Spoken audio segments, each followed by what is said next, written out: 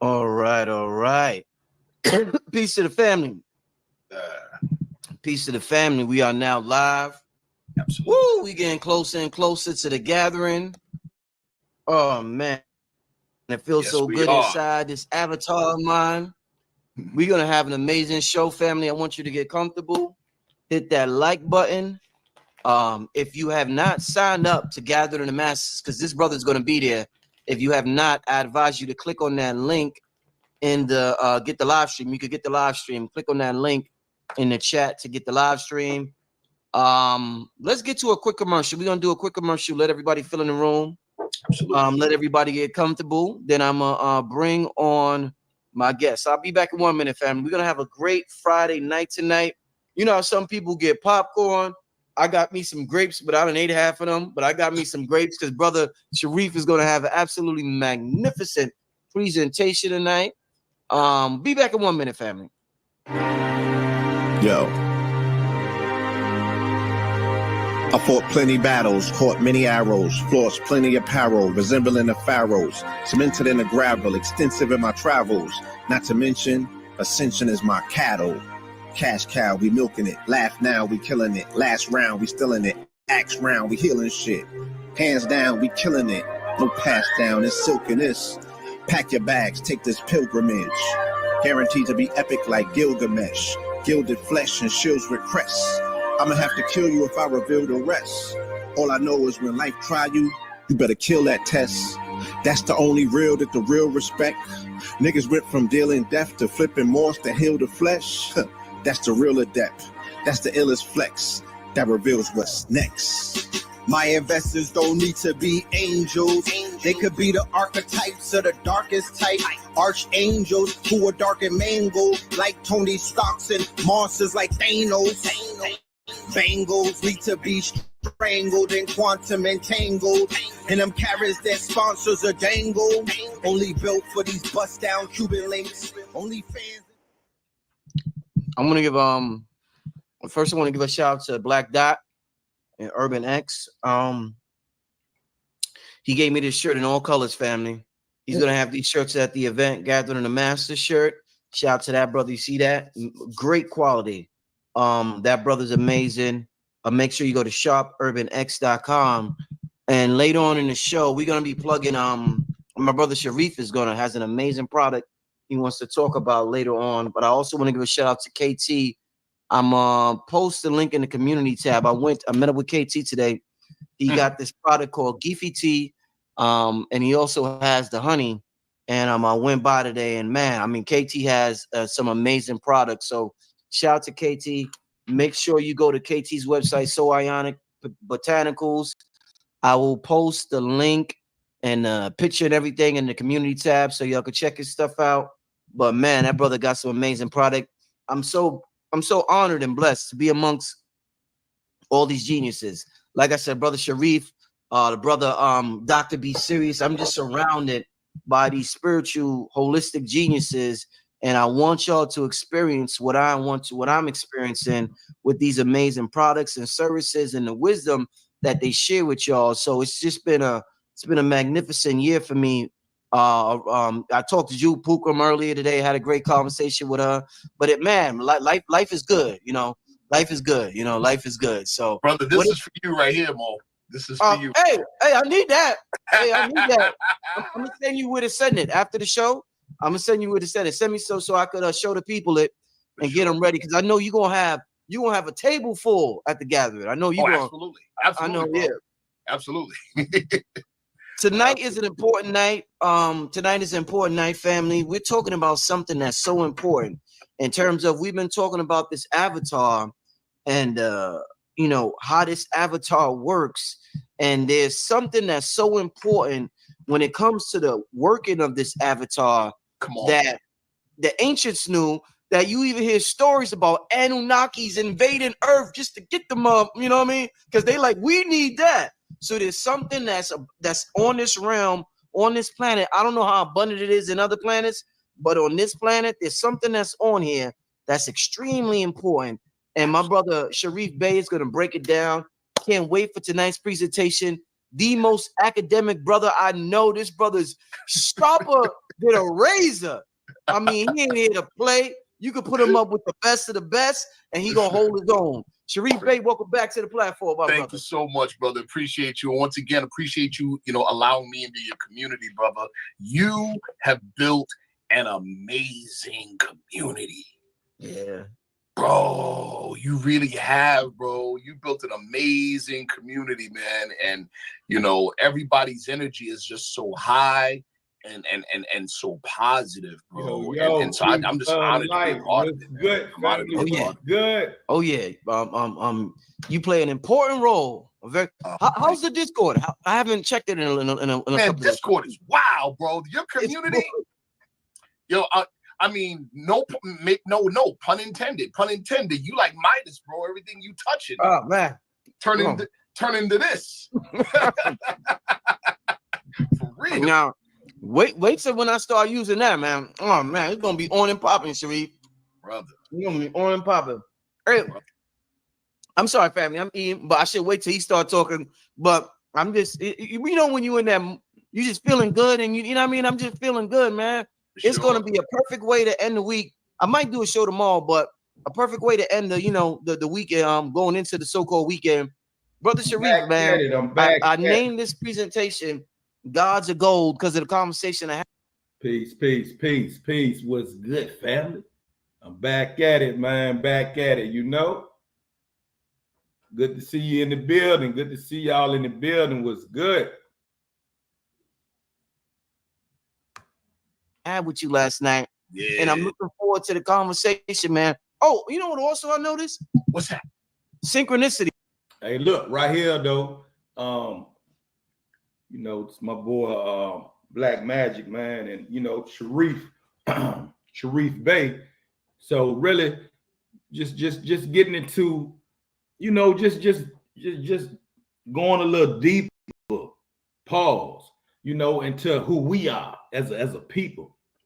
Gonna be digging into the Anunnaki, who are the black gods.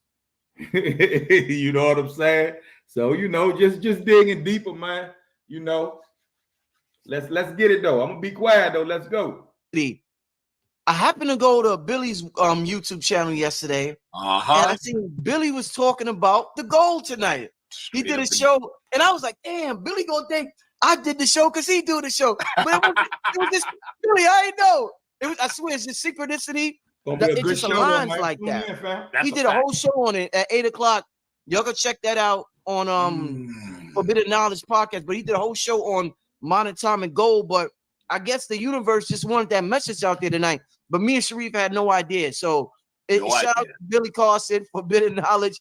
We gonna do our thing. I know Billy did his thing. But okay, my brother, let me know what's up with this gold thing, my brother. Oh, brother, listen, I'm so excited because to even do this presentation, it's way bigger than just me having a product. It's way bigger. Wait, you know what I'm saying? It's just like we want to have the mind. Sharif, I'm gonna get a water. Just keep talking. I'm gonna get a water. Keep talking. Yeah. We want to have the mind that produces this, not just the product. Okay.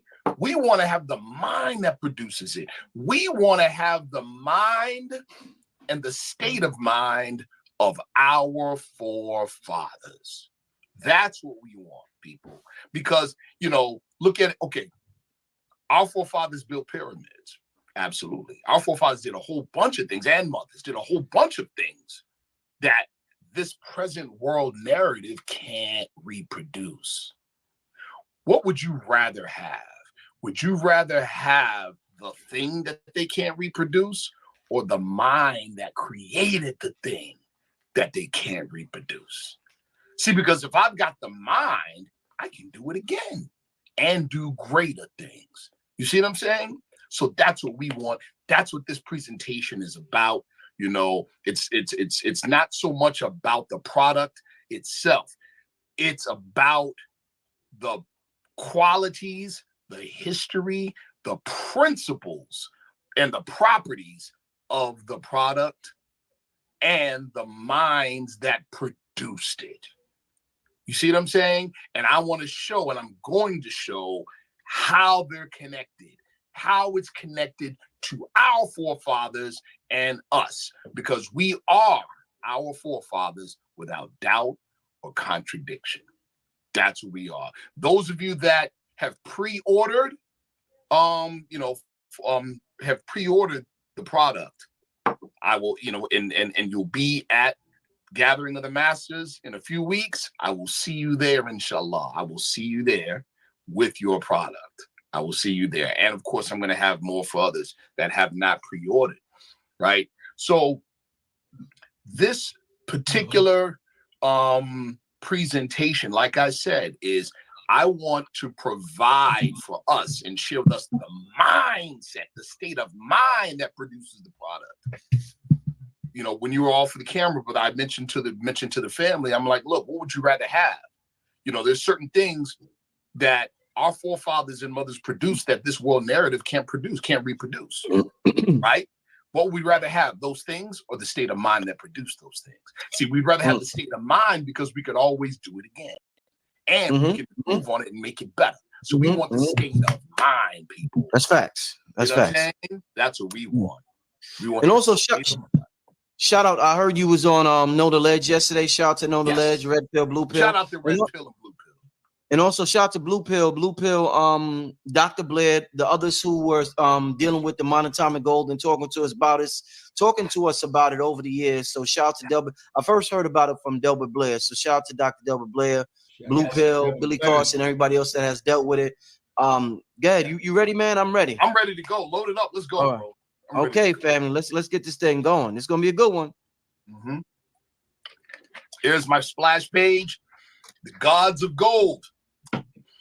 Alchemical knowledge and production and usage of M-state elements as a remnant of Afro-Atlantean technology. Why do I say Afro-Atlantean technology? Because the enlightened, the illumined measure time by cycle ages, not in a straight line.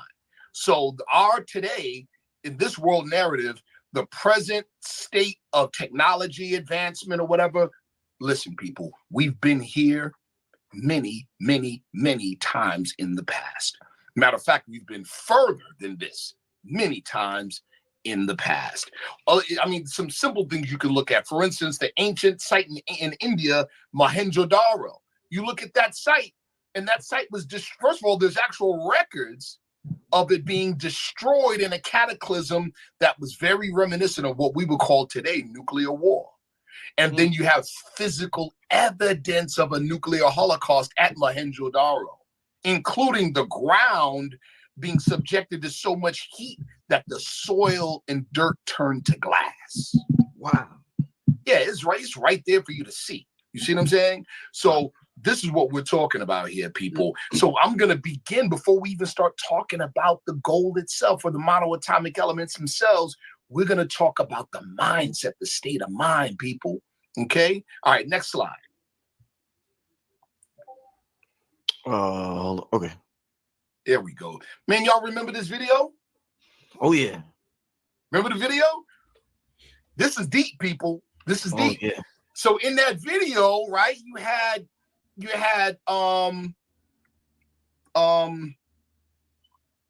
Eddie Murphy playing the Pharaoh, Egyptian Pharaoh, and Imam playing his queen. Mm-hmm.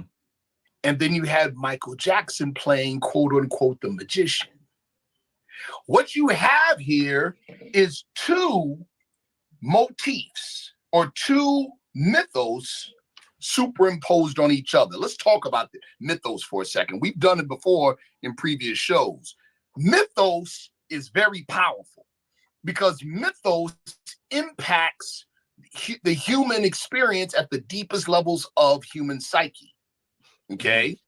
So like, for instance, when people are talking about, well, you know what?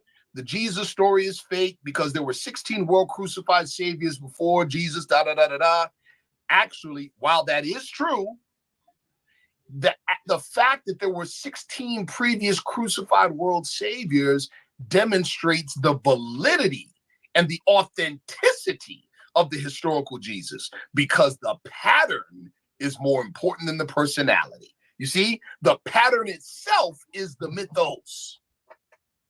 This is important. The pattern itself is the mythos. And mythos is a powerful way to transmit vital information across cultures and across vast amounts of time without losing the information. So let's talk about that video. Remember the time. First of all, even the title of the song, Michael Jackson was a genius. Whether he was doing it consciously or whether it was what we would call a post-hypnotic suggestion. Okay? Either way, he was communicating some things. You remember in the video, he's appearing and disappearing at will in like a spiral of gold. This is important. All right. So let's talk about, let's begin with the premise so we have the right state of mind. Okay, man is not the body. Man is in even the soul. Man is clothed in soul. Okay, this is very important to understand the rest of this presentation. Soul, right? Soul is prenatal and postmortem.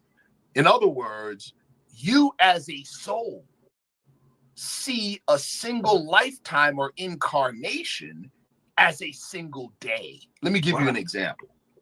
When we take off our clothes at night, we don't have a funeral and mourn, do we? No. Likewise, when we wake up in the morning, we don't have a celebration and smoke cigars either, do we? All right. So if you imagine your flesh as clothes and your incarnation, this particular incarnation, as a single day, then you are starting to glimpse what we would call eternal life. It's just a change of perspective. All right. That being said, now we have the science of epigenetics now. Epigenetics demonstrates that memory is also genetic, or genetics can store memory. What do we have there? Now we have Western science admitting, even though reluctantly, that memory is a soul function. It's a soul function. Memory is a soul function. And guess what, people? Mind never does forget. That is why biofeedback works. That's why hypnosis works. Because there's certain methods and techniques by which you can access the things that are stored deeper in your psyche that your regular conscious doesn't have access to. See? Mythos provides access to information from previous lifetimes, people. And soul exists on a higher dimension than our flesh. This is important, even for those that, that have an interest in what we call astral projection, astral travel. Here's the truth. Can you willfully and voluntarily travel outside of the body? Yes, but doing it from that perspective is dangerous. Here is the safer, scientific, more simpler way. Acknowledge the fact that your soul is already on the astral plane. All you have to do is transmit or transfer a portion of your waking conscious into your soul body or your energetic body. That is called astral projection from the scientific perspective, people. Understand? Time, this is the other thing I mentioned earlier, time is measured in cycles. It's measured in cycles, not straight lines. Time is measured in cycles. And this is how mythos impacts the psyche. Why? Because it happened before. See that? It happened before. Prophecy can be achieved. The skill and technique of prophecy can be achieved by perception of the patterns in cyclical time. See? Man's a living soul. And like I said, the soul plane is man. Now, that being said, the soul plane is man's native realm. What are we saying when we add all this up? Man as a living soul is an ultra-terrestrial. Our origin is off-world. And when I mean off-world, I don't mean just off-Earth. I mean off the plane of 3 dimensions. Now back to the video, remember the time. Yes. What we're I love looking how at, you started this, brother. I love how you started this. yeah, the mythos of Solomon. What we're looking at is the mythos of Solomon and Queen Makeda, which is the Queen of Sheba. Mhm. Okay, but it's superimposed over ancient Egyptian motif and strongly hints at the properties of monoatomic gold. Follow me. In the story, in the Masonic story of Hiram Abiff, there's King Solomon, Hiram of Tyre, and Hiram Abiff, the three grand masters that built King Solomon's temple. King Solomon represents the priesthood, people. King Solomon had the idea, but it was Hiram Abiff that had the craftsman's skill to put the idea on the ground. Now, there is another story that goes before. It's like a prelude to the story of Hiram Abiff being murdered. It's a prelude. And this story is preserved in certain secret orders. And it talks about Queen Makeda coming from Abyssinia, present-day Ethiopia, to visit King Solomon because she hears of his wisdom. And King Solomon is showing her around the grounds of the temple. And she's marveling over the craftsmanship, the skill in the craftsmanship. So now she wants to meet the craftsman responsible. King Solomon has an issue with that. But he reluctantly introduces her to the magician, the craftsman. Get it? Mhm. Hiram himself. And so, of course, then she develops an interest in Hiram. So now we know the later part of the story in the, in the Masonic legend, where Hiram is caught out in the grounds of the temple during lunchtime when nobody else is around, and three ruffians accost him and then kill him. This prelude story gives the implication that King Solomon knew of the death plot and did nothing because of his envy and jealousy. Now, this is deep, people, because in the secret orders, Queen of Sheba represents humanity, represents the people. Okay? Represents the people. All right? And King Solomon and Hiram Abiff, in this case, Eddie Murphy and Michael Jackson, represent two polar opposites, right? That must come together at a future time. But in the ancient time, they represented a creative tension. Which way would the people gravitate? Would they gravitate towards the priesthood, or would they gravitate towards the scientist and the craftsman? You see what I'm saying? This is a powerful thing. And so this was actually shown in a symbolic way in the video. And again, the title of the song, Remember the Time. Remembrance is a soul function, people. We have to begin to see ourselves as higher than our flesh. This is super important. Mhm. We have to see ourselves as higher than our flesh, as more advanced than our flesh, as being here before this flesh and surviving after it, because that is the real truth. That is the reality. Next slide. All right. You remember this movie? Have you seen the remakes, brother? I didn't see the Dune? remake. No, I heard about it. I haven't seen the remakes. No. Absolutely incredible. Absolutely incredible. You see the pictures of the cast on the right of the slide, right? Yeah. Look familiar Oh yeah.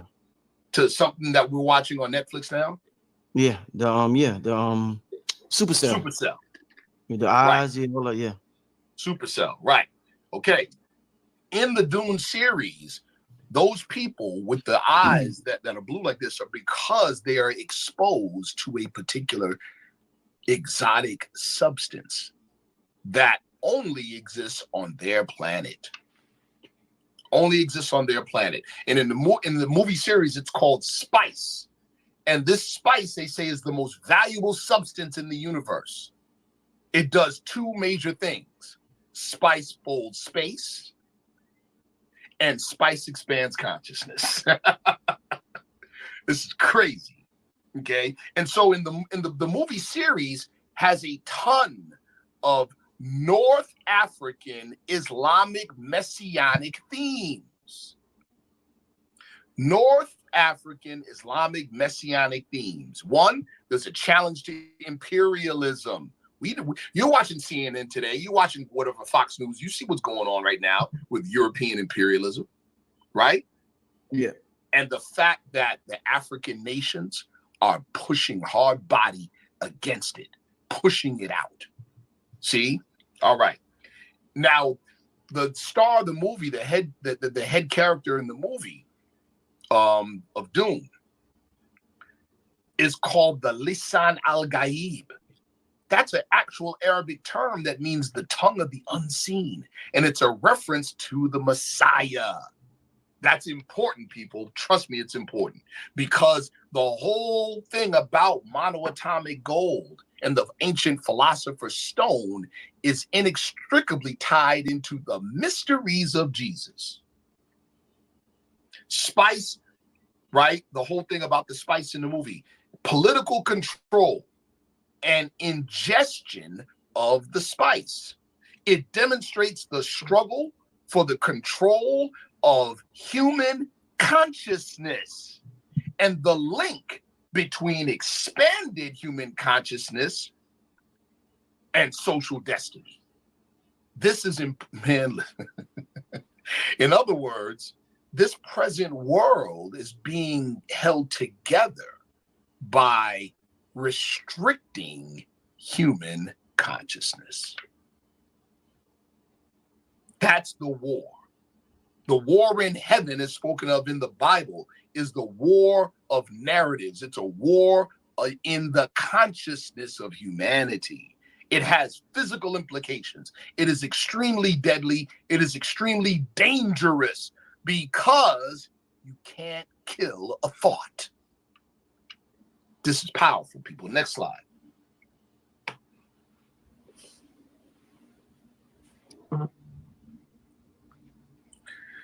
David Hudson.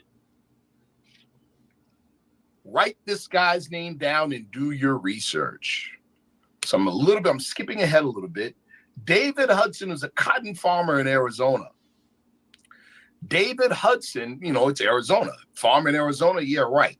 It's that soil is sun-baked. It's not doing so well. So what he did is that he was experimenting with highly caustic chemicals to break down the soil in an attempt to improve its productivity. So when he was spraying these chemicals on the soil to try to break it down, and it was subjected to the sun, the heat of the sun in Arizona, it was subjected to the sun, he was noticing, and his workers were noticing, these big bright flashes of light coming off the ground. He's like, yo, what's going on? So he started doing experiments and analyzing the soil. And he kept coming up with, they would do these high arc, electrical arc firings to break the soil down to analyze its properties. And they kept coming up with aluminum, tin, and things like that. And they're like, but it wasn't behaving like aluminum. So he's like, I don't get it. And then he contacted, or this other laboratory in Russia contacted him and said, listen, you're burning only at 10, 15 seconds. Right. You got to burn longer. You got to burn up to around 300 seconds. So when he did that, when he subjected the soil to a longer firing, it would first register nothing, and then it would register aluminum and tin and some of these other metals. Then it would register nothing. Then all of a sudden it started to register gold and the platinum group elements. He discovered that his soil contained gold and platinum group elements in the high spin state in great amounts, in great abundance. And then he started studying old alchemical books. He read like over hundreds of books on old ancient alchemy, which we know is a science of our forefathers in the old world. And he found all types of parallels to his quote unquote discovery on his land. Then he began research and experimentation to find the medical and health implications of orbitally rearranged monoatomic elements, monoatomic gold. I won't talk about those in great detail. You could research it yourself by looking up David Hudson, because if I talk about it in detail on this show, you're going to get flagged. Your page is going to get flagged. All right. So at one point, he had plans to build a manufacturing plant for medical grade monoatomic gold. When that took place, he was approached by someone who said that they would finance it. And then he had his people look into this individual. Turns out this individual was connected to the military and the intelligence community. So when he backed away and said, nah, we're not going to take your money, that man told him, he said, yeah, you're never going to get this thing off the ground. And sure enough,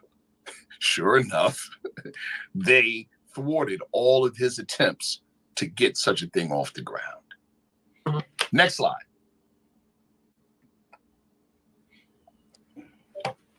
All right. What is it? You all are familiar with the book Coming Forth by Day. In the European world, they call it the Book of the Dead, the Egyptian Book of the Dead. Well, in that book, and also in the papyrus of Ani, there's a passage that speaks to the production of monoatomic gold. That passage says, I'm quoting it, it's on the slide, I am purified of all imperfections. What is it? I ascend like the golden hawk of Horus. What is it? I pass by the immortals without dying. What is it? I come before my Father in heaven. What is it? You all know that the Aramaic word for what is it is manna or shamana. The very thing that the biblical text says that Moses fed the Hebrews at one point.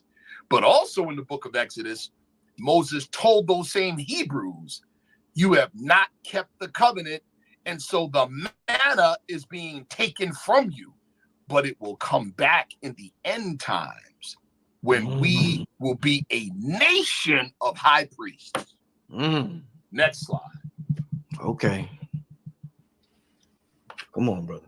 1902, Sir Flinders Petrie's expedition to Serabit el-Qadim, the ancient Mount Horeb. I covered this before on the show, brother.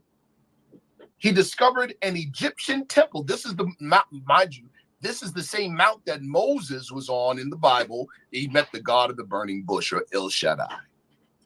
He discovers an Egyptian temple dedicated to the goddess Hathor that was established during the Middle Kingdom from 1971 BC to 1926 BC.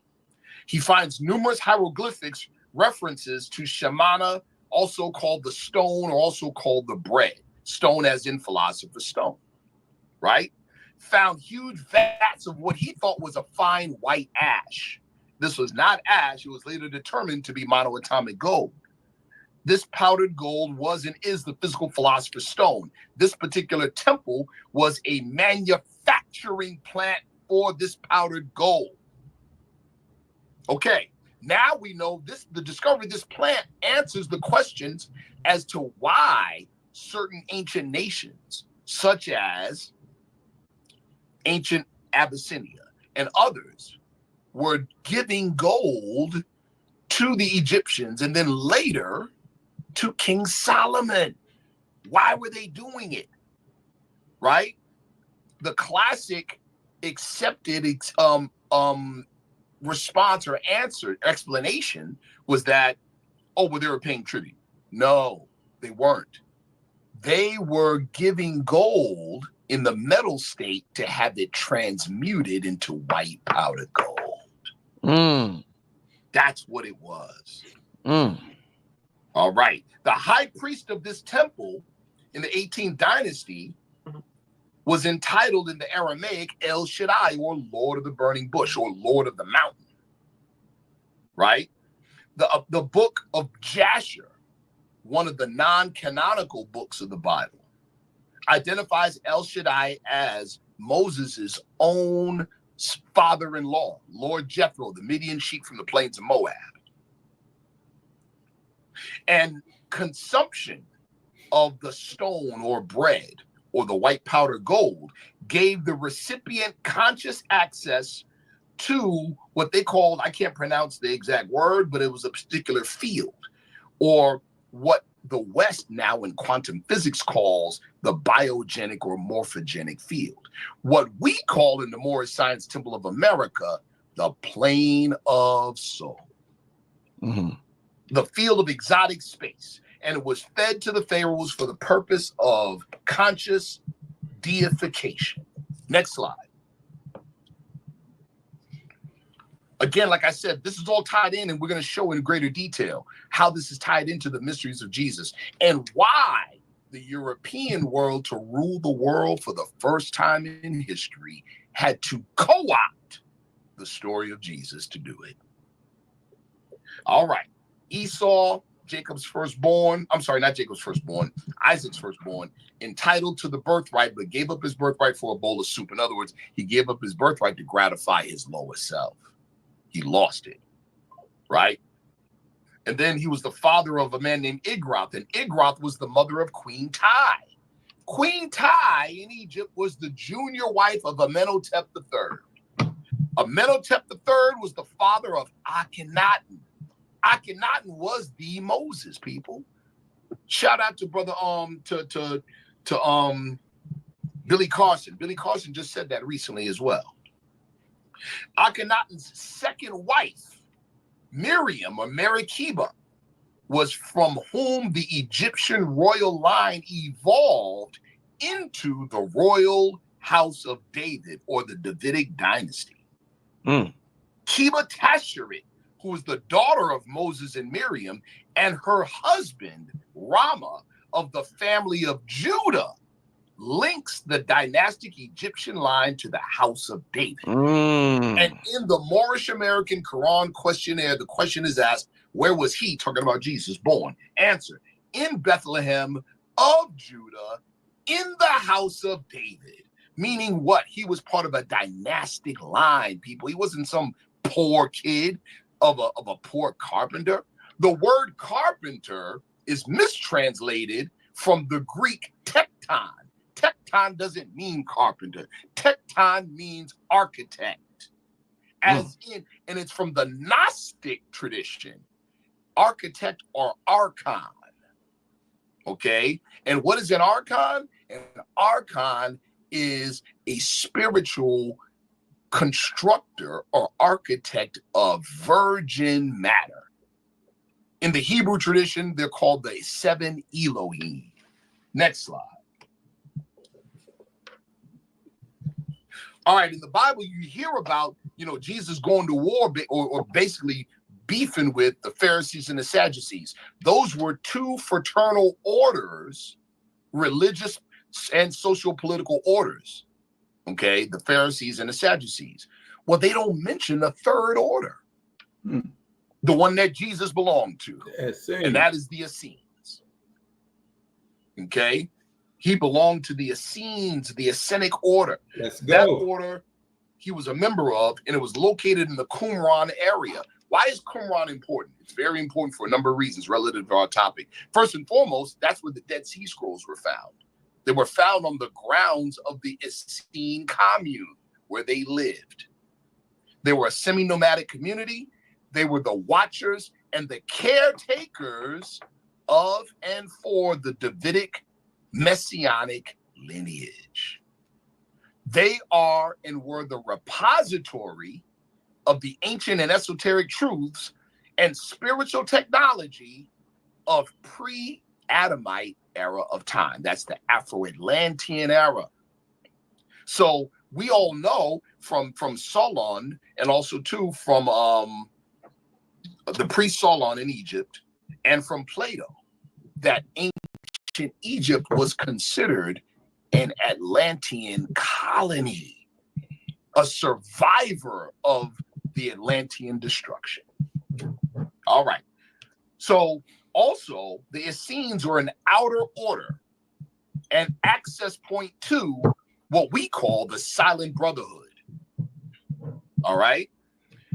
And it afforded Jesus access to other outer orders in India and Egypt, etc. Are we familiar with the fact that Jesus, the historical Jesus's uncle, Joseph of Arimathea was a very, very rich man who had ships, had a fleet of ships. That's a fact. So Jesus had access, people. The Davidic dynasty house merged. Now, this is very important.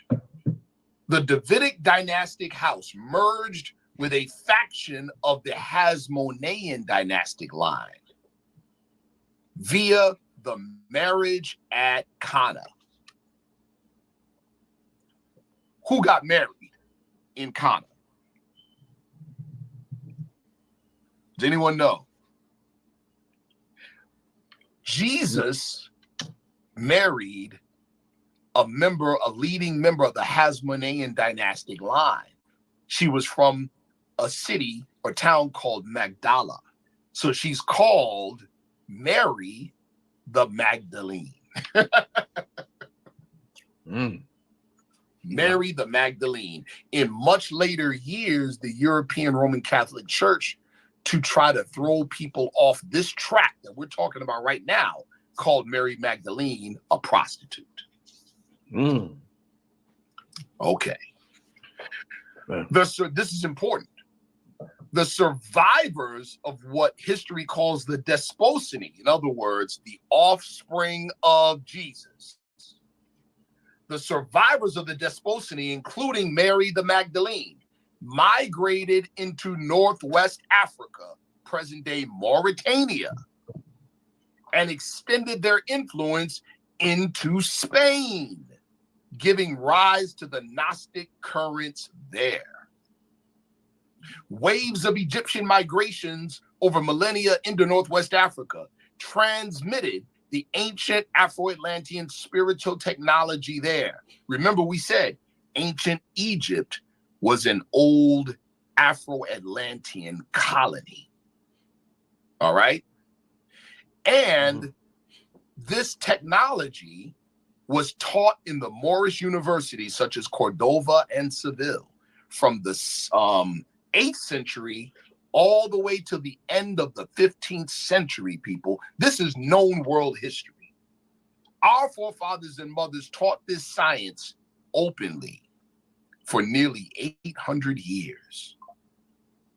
The expulsion, and this is another key point, the expulsion of the Moors from Spain coincides with the beginnings of the African transatlantic slave trade. This is actual fact. This is part of hidden history. They don't want us to know how we're connected to world history. They want us to believe we were just some savages running around with bones in our noses and spears, and they just happened to snatch us up and civilize us by way of slavery. That is the current narrative.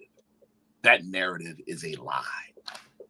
George G.M. James, in his book Stolen Legacy, said the Moors are the custodians of the ancient Egyptian mysteries. In other words, that includes the science of white powder gold, its use and properties and makeup. We inherited that. Next slide. Real quick, Yes, brother Sharif, because I know you are you're the Moorish Science Temple. What are you, the Moorish Science Temple? What now? I'm the National Press Secretary for the Moorish Science Temple of America Incorporated. Yes, sir. Right. So in your slide, you just mentioned the beginning of the African transatlantic slave trade. I don't go too deep into the Moorish thing, right? But don't the Moors deny the transatlantic slave trade? No, don't sir, they? absolutely No, not. Absolutely. Then, now, I'm glad you brought that up. Let's clear some things up, right? Yeah. There's a lot of cleanup that the Moorish Science Temple of America and the Moorish movement proper has to do with a lot of things that now are being passed on as Moorish history. Okay? We do not deny the African transatlantic slave trade. We do not do that. Okay? What we do deny is the narrative that it's given. So what ends up happening with people is just a tendency of humanity, of human frailty, is that we always tend to throw the baby out with the bathwater when we see something wrong. Okay. Yes. You get it? So we'll say, oh, well, I don't believe in religion, right? No, what we're really saying, if we're to be accurate, is we don't believe in what we were told by our former slave master is religion. Got you. You see what I'm saying? Yes, yes. Okay. So we end up throwing the baby out with the bathwater instead of recognizing the fact that we were never taught true religion to begin with. Mm-hmm. All right. So here we go. Proper narrative on the African transatlantic slave trade. Everyone look up. Don't take my word for it. You all know, I strive to give everybody receipts. Look up Pope Eugene IV. The year was 1442. The papal bull or order that he gave is called Illus Qui. That's ILLUS QUI. This papal bull authorized the Portuguese Military Order of Christ to begin raids on the west coast of Africa. And they called it a new crusade against the Moors. So the whole African transatlantic slave trade began as warfare, people, not as commerce. Mm-hmm. And it is this piece of history that reconnects us here to our ancient history directly and not in a general sense. It's direct. Mm-hmm. Okay. It's direct. The African transatlantic slave trade, you hear some people say, well, the Moors helped the Europeans with the slave trade. That's not true. That did not happen. The slave trade was targeting the Moorish Empire. Dr. Ben himself, Dr. Yosef Ben Yakinen, says himself in a number of his books that the first so-called African slaves in the Americas came from Spain, not the African continent. Interesting. See? They came from Spain, people. Mm-hmm. Again, that's our connection. See? That's what's being reconnected. That is how it's these pieces of hidden information, of secret history, that reconnect us directly to our past. Yes, we are connected to the ancient Egyptians, but according to G.M. James, it was by way of our Moorish ancestry. Mm-hmm. See? We are connected to Egypt, but that's how we're connected to Egypt, because we inherited ancient Egyptian technology. Okay? The whole production of monoatomic gold reached Europe and Europeans by way of us. That's how it reached it. That's how it fell into the hands of the secret societies and the secret alchemical orders, because they are the recipients and the custodians of our old world science. Next slide. What are monoatomic elements? Now let's talk. I want the audience to know what this thing is really about and what it is. And just because we're talking quantum physics and physics terminology doesn't mean that we can't understand it. Mm-hmm. I'm going to explain it to where we all can get it. What are monoatomic elements? They are alchemically transformed non-metal elements. So yes, it is pure gold, but so pure that it's not even a metal anymore. This is very important. I've had a number of people ask me, okay, well, what about colloidal silver? Okay, that's something different. What about colloidal gold? That's something different. Colloids are small particles of the metal itself. Okay? Monoatomic elements are not metal anymore. So in the secret alchemical tradition, when they talk about changing base metals into gold, what they're really talking about scientifically is changing the metal state of the element to a purified powdered form. That's what I'm literally exposing secret alchemical knowledge by talking about this. Mm-hmm. All right, because what I just did was decode what they say. Changing base metals into gold is really changing a substance from its rude, rough state to its refined state. The white powdered gold is refined to where it's no longer even a metal. All right. In this state, it's either scientifically transmuted, and I'm going to explain how, or it's precipitated from naturally occurring sources. Remember I mentioned before about the Qumran area, right? Where the Essenes had their dwelling, where their headquarters was. It's right next to the Dead Sea. One of the most abundant natural sources of monoatomic gold is the Dead Sea. The salt in the Dead Sea is 70% monoatomic gold. To this day, this is one of the most popular places to precipitate, or one of the most popular sources to precipitate your own monoatomic gold. Okay. Hey, Go ahead. brother Sharif. Yep. The cocaine mummies, when they finding the mummies with all this cocaine, Yes, sir. is that really cocaine, or is that this white monatomic substance that you're talking about? Oh, no. That was cocaine, but That was cocaine. but it's related. Now follow me. That was cocaine. Mm-hmm. But how does it relate to this topic? I want to show you how it relates to this topic.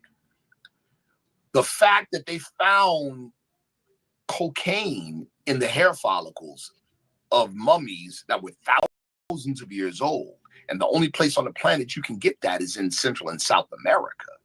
Mm-hmm. It totally destroys the white supremacist ideal of isolationism. It destroys it. It shows that for at least 10,000 years, there was cross-cultural interaction on both sides of the Atlantic. Yeah.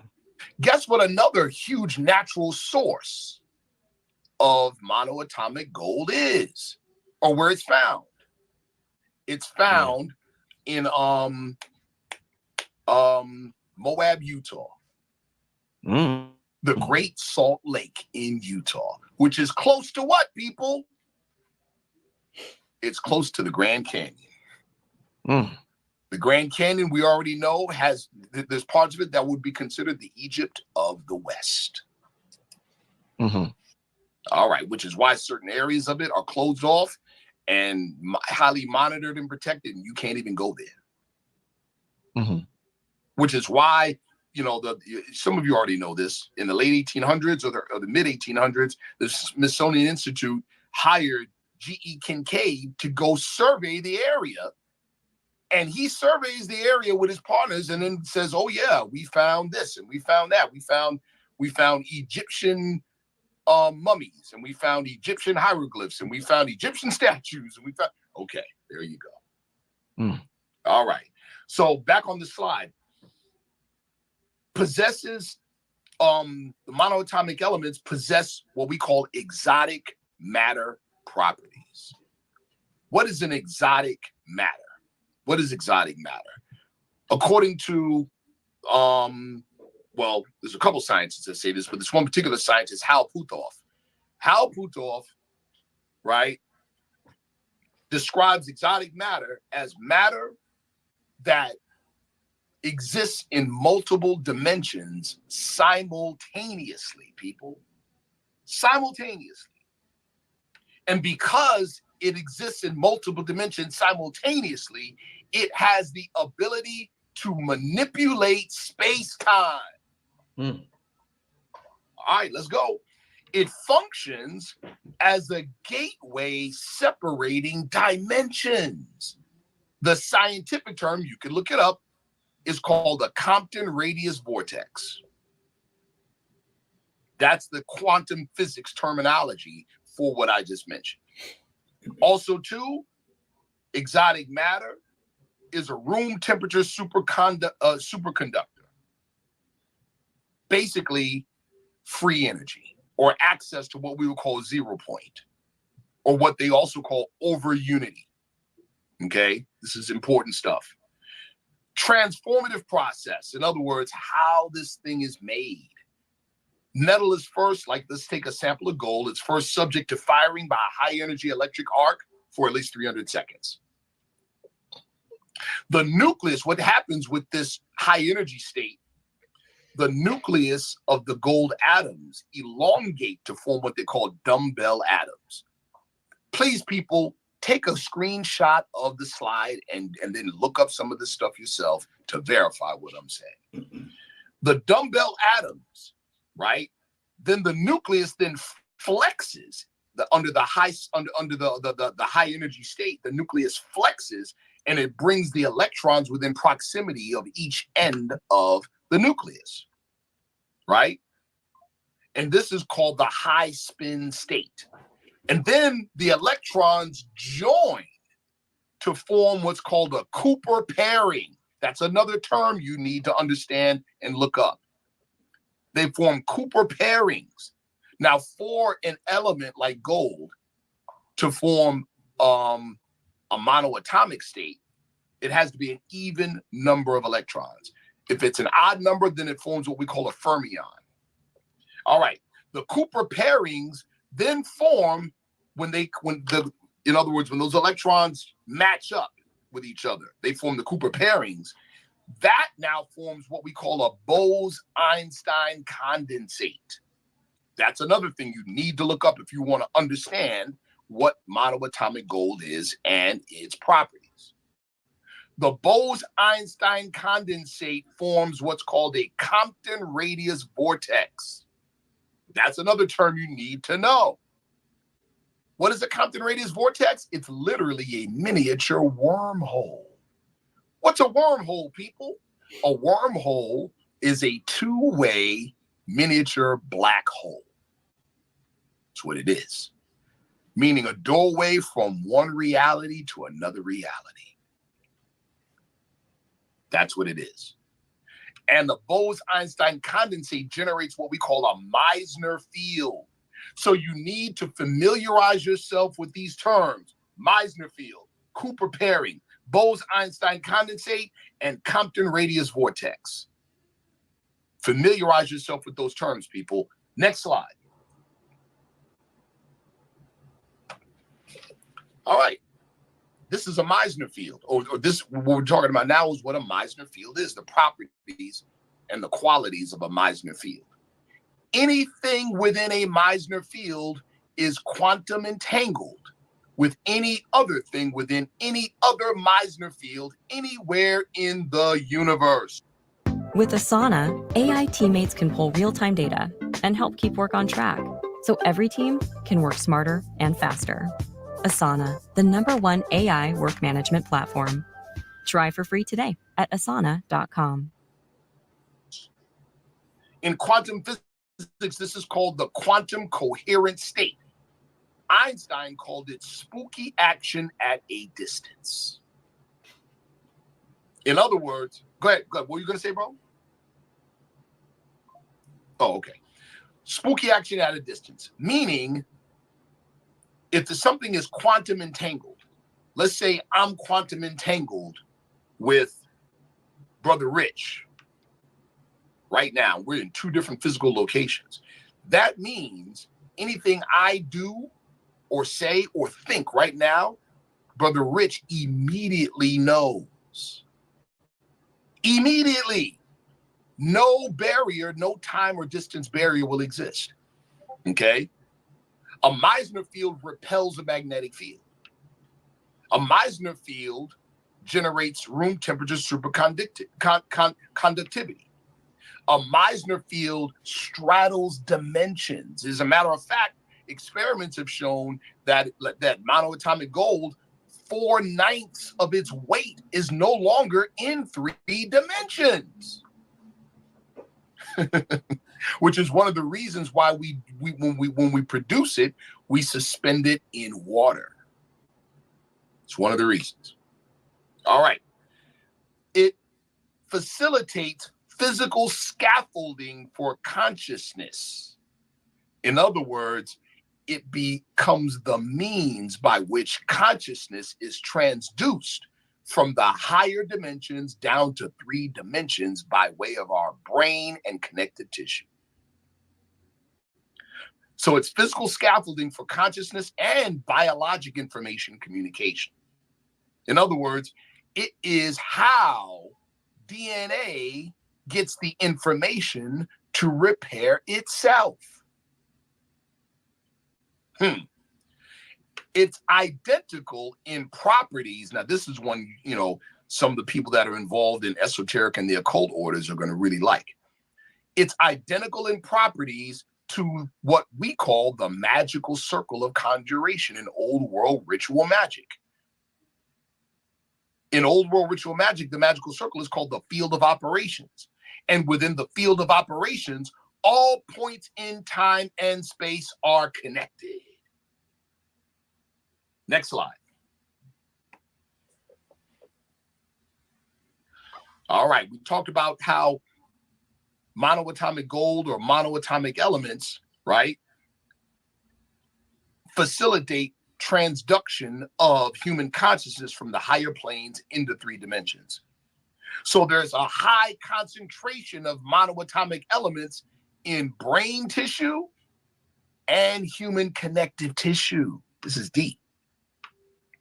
Let me say that again, people. Your body already has a network of monoatomic elements in it. If it didn't, you'd be dead. All right. Monoatomic elements facilitate the link between the plane of manifest, or the 3-dimensional plane, and the higher planes. Connective tissue information conduction from the biogenic field is thousands of times faster than neural conduction. In other words, the information that comes into our bodies by way of the monoatomic elements outstrips the neural speed by thousands of times. It's thousands of times faster. All right. And it's in a gel-sol binary state in our connective tissue. What do we mean by gel-sol binary state? Zeros and ones. Zeros and ones. In other words, it is the matrix in your body. The quantum operator, we talked about that before in quantum physics, quantum mechanics. You need something that compels probability to coalesce into an actual physical event. That is called the quantum operator. Conscious input can alter the wave function at the higher realms to collapse it into an event. The human will, belief, is the quantum operator. So those that regularly take monoatomic gold, every time you do it, you set a solid intention before you do. Resolution, or the setting of intention, firmly activates the quantum operator. We talked about that formula in certain secret orders: to know, to dare, to will, and to be silent. And it requires the development of the power of will over simple wishing. Belief is not a thought that the mind possesses, it's a thought that possesses the mind. And ancient technology that would enable this in an accelerated fashion, trance states, ecstatic states of mind brought on by music, song, dance, etc. This is all spiritual technology. Next slide. We've gone over this before. If you don't have this book in your library, you absolutely need to have this book in your library. Cutting edge scientific descriptions of the plane of soul and the 7 ether planes. I was asked the question before, a couple of people had asked me. They're like, Brother Sharif, how can you know all of these things, but you belong to a religious organization? My answer is, my religious doctrine speaks to all of this stuff. And it directs my consciousness to further research in these directions. I have to say that it was my religious organization that sent me in the directions that I went for this research. So in the title of this chat of this slide, I'm using the terminology used in my religious organization, which is the Moorish Science Symbol of America Incorporated, right? So that we talk about the plane of soul, which is of a higher dimension of the 3D plane, and that there are 7 planes, 7 ether planes. Well, guess what? These 3 quantum physicists demonstrate solid scientific evidence that supports the plane of soul and the 7 ether planes. David Bohm came up with what's called the implicate order. The implicate order is a higher energy design order for everything in 3 dimensions. In other words, your physical body gets its instructions on proper function and order of function from a double of your body on the higher planes. We call that double, right? In the Arabic, it's called Al-Qarin. We call it in the Moorish science symbol of America, the body beautiful on the plane of soul. Rupert Sheldrake called it the morphogenic field. It's the same as the implicate order, but for living things. And our sister in China, Mei Wanho, called it the biogenic field, or superconductivity in living systems. It's how consciousness is sourced from higher dimensions and placed into the 3D biological realm. Next slide. All right. So in the Arabic, in the Quran, it says Rabbil Alamin is describing a function of God, the Lord of all the plane of manifest, right? Or I'm sorry, not Rabbil Alamin, my mistake, Maliki Yawmiddin. I have to correct my slide. Maliki Yawmiddin, Lord of all the plane of manifest, Lord of all the worlds. Well, in the secret orders, that and implied in the Quran, that is also the legacy and destiny of humanity, to be Lord of all the planes of manifest. In other words, all 7 planes, which means we have to have a presence on all 7 planes. So in the Moorish Science Temple of America, we describe those planes: protoplast, earth, plant, beast, man, angel, cherubim. Guess who gives a very, very, very similar description? David Bohm, when he describes his implicate order. In other words, these ether planes are planes of their levels of consciousness. There is a mineral level of consciousness. If not, how would crystals like quartz know how to form themselves into 6-sided shapes? There is a mineral level of consciousness, people, a plant level of consciousness, animal level of consciousness, human level of consciousness, and higher levels of consciousness, people. It is how a cell in your body knows just to be a cell and not trying to be tissue. Because when you lose the connection to the biogenic field or your biogenic self, then that cell no longer has the order of instructions that it needs. And it may think that it's an organ. Now you have a tumor. That's called cancer. See? If and when the linker interface is broken between the 3-dimensional realm and the biogenic field and living in a living being, the cells lose their order, direction, and instructions. That's called cancer. Next slide. Paradigm shifting, people. Again, I want to reorient our thinking. Reorient our thinking. We want to have the state of mind of our forefathers. Here it is. Material things in the universe are not nouns, they are verbs. In other words, matter, as quantum mechanics now tell us, matter is just another form of energy. It's just vibrating not so fast. Let me say it again. Matter, your physical body, is just another form of energy. It's just sluggish. Okay? All manifestations or physical things are processes. Your physical flesh is a process. That's easily proven. In the next 7 years, the cells that are in your body today will not be the same cells. Every cell in your body will be replaced. You yourself are a process. All physical things are energy events. All things, including physical things, are in motion because they're energy. Matter is simply slow energy. It's always in motion. The ethers are energies of a faster than light domain. Okay?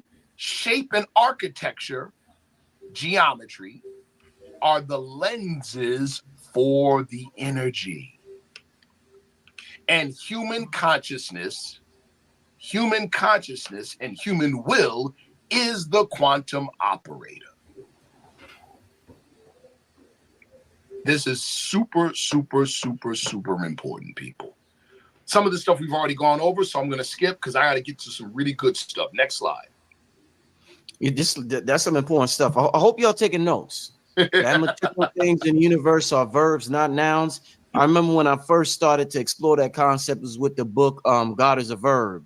Absolutely. I forget who wrote that book, but yeah, these are some very important points. We have to have the state of mind of our forefathers, and what we're sharing is that state of mind. Yeah. Right? Now, we're talking about a substance, a physical substance that exists in our bodies naturally, but we lose it through environmental issues, pollution, poor food, microplastics in our body, all kinds of stuff. We start to lose it. So we have to replenish it. But let's take it in a larger sense, people. Remember, so again, it's not just the substance monoatomic gold, it's the process of its function in our people. Okay? Don't look at it as the gold and then just me. No, the gold, the monoatomic gold, is a part of your complete process. So now we're going to take it even bigger. Even bigger. In the Moorish Science Symbol of America, one of the most contested teachings in the Moorish Science Symbol of America is this. What is meant by the word black? Answer, black, according to science, means death. This is one of the most misunderstood teachings in the Moorish Science Symbol of America. Well, what's science? Well, in the earthly sense, in the mundane sense, black according to science means death. The science is sociology. In other words, people come from places, and one of the places they don't come from is a crayon box. There we go. So when we say we're not black, we're not saying we're not our people. When we say we're not black, we're saying that we are our people. It's just that colors are the improper way to identify nations of people. That's all we're saying. Now, but in a deeper level, follow me. The science where black means death is alchemy, people. What we're dealing with right now. Alchemy. So let's go. Let's talk about it. In the secret science of alchemy, death, the word death, is synonymous with disintegration. Disintegration is defined as the fermentation of elements into a state of dissolution. The alchemical term for dissolution or putrefaction is, guess what? Nigredo. Ooh. And it occurs via an extreme heating of the material to be transformed within a containment or flask.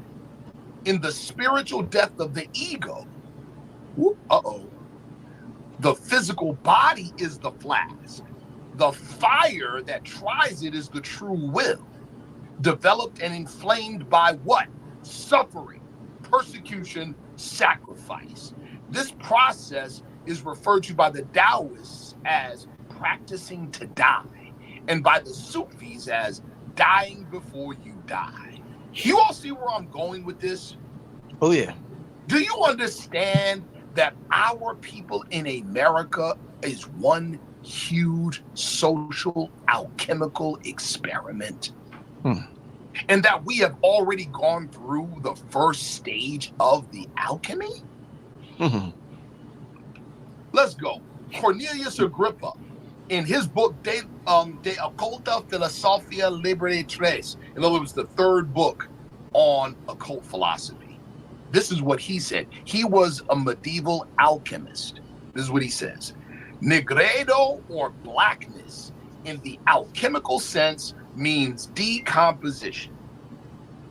By the presentation, or I'm sorry, by the penetration of the external fire, in other words, the persecution, the suffering, the inner fire is activated and the matter starts to putrefy. The body is reduced to its primal matter from which it originally arose. This process is also called cooking.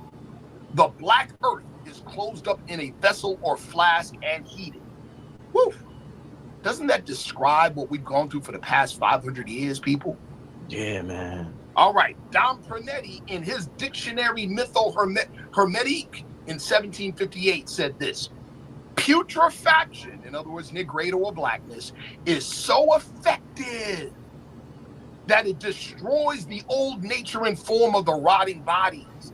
It transmutes them into a new state of being to give them a totally new fruit. Everything that has life dies. Everything that is dead putrefies and finds a new life. In the Moorish Science Temple of America, we have a saying. Yeah, we say black according to science means death, but we also say this: death is not an enemy to man, but a friend. Woo! And guess what else we say? We say that there's a holy ministry in death, that life springs forth from death. That's exactly what Dom Pernetti just said right here. Next slide. Hey, real quick before we go to the next slide, Brother Sharif, it almost seems like with you saying that, and I've heard Bobby Hemmett teach on something similar with the alchemical process that happened to us in America. It almost seems like, despite the looking at it from an intellectual government standpoint, it almost seems like it was the cosmic destiny of the people in America to be called black people because we are the alchemical people, and black and alchemical is interchangeable. So it almost seems like that was our cosmic destiny. Thank you. In other words, this is the question that a lot of us don't want to ask ourselves. Why did destiny or fate deem it necessary for us to go through what we went through? See? It's preparation. What did what did Moses tell the ancient Hebrews? He said, we're going to take away the manna, but it's going to come back. You hear me? It's going to come back when it's in the end times, when you will be a nation of priests. Right. Wow. Some deep stuff, man. You You get it? You just gotta laugh. This shit is so good. You just gotta laugh, man. This is so good. This is amazing, yo. Do y'all know the breakthroughs and what's going on in the world right now, and the wisdom and man, this is amazing. They only go after the one with the ball. Why do you think we going through what we going through? Right. You think the world? You think other? Again, man, we're not paying attention, right? We read stories in the Bible and don't relate it to ourselves and don't relate it to the time we're in. Herod, when Jesus was being born or about to be born, the bad guys knew it, people. You had watchers on the side of the Messianic legacy, and you had watchers against the side of the Messianic legacy. Both were wise and both knew what time it was. See? All right. But think about it. All the efforts of the ops to hold us back, to suppress us, what is it doing? It's contributing to the process of negredo. Whoa. It's contributing to the very thing that's going to make a nation of gods out of us. Jesus Christ. You see it? Hallelujah. Next slide. Yes, sir. In the alchemical process, negredo gives rise to albedo. This is listen what I'm telling you all. What I'm exposing to you all are secrets of actual alchemy. But reflecting on what our people have gone through and what you have gone through personally, you can already see the connections. The alchemical process Negredo gives rise to albedo, the white light divinity of man, piercing through the developmental stage of Negredo. It represents man's first recognition of and communication with his own divine nature. You want to back up the slide, bro? Yeah, my fault. Hit that No back. problem, no problem. In fact, nothing dies except what hinders and obstructs the transformation. In other words, we're not talking about a physical death. We're talking about death of the ego. Death indeed is transformation, as symbolized in astrology as the 8th house, in the tarot deck as the 16th trump, alchemically as the planet Saturn, and the base metal of lead. The Latin phrase, solve et coagula, meaning to solve what is fixed. Solve meaning to make pliant what is solid, can only occur within Negredo. And only through Negredo is divine man revealed. Now you all get why we say black according to science means death. Wow. Prima materia is the pliant substance. Okay? In other words, it's what's left after the process of Negredo is complete. In other words, how did Kara say it? Broken down to its very last compound. Isn't that us in America today? Oh, yeah. It's a literal return to the original state, the state of virgin matter or first matter, so that the external fire can penetrate fully and activate the inner fire to bring about the albedo state, which is the Big Bang of Western physics. The fact that we have that Brother Rich, you started this community and it's growing the way it's growing. The fact that we in the Moorish Science Temple of America can speak the way we're speaking about this stuff tells you that the Big Bang is happening. In chapter 1 of the Holy Quran of the Moorish Science Temple of America, prima materia equates to the ethers of the plane of soul, and the dark matter. Would you be interested in collecting 5-figure paychecks for a few hours of work, helping me in your spare time from home? I'm on a mission to recover $10 million within the next 12 months to American patriots that have unrightly been robbed of these funds and are quantum physics and the inner fire that must be touched by the penetrating external fire is the seed that came forth from the heart of Allah. What is that seed that came forth from the heart of God himself? That seed is your true self blossoming into fruition.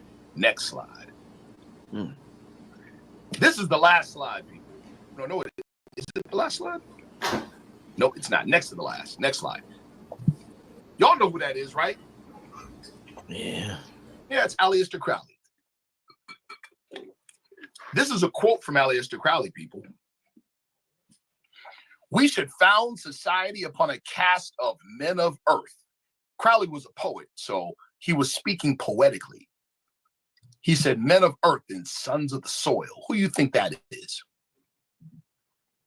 Then he said this, the worst thing they can do is what is done in America, to disenchant the man of earth with his destiny, to fill him with the facts and fancies that enthrall etoliated and degenerated idealists, and unfit him for his evident purpose, that of supplying society with supermen.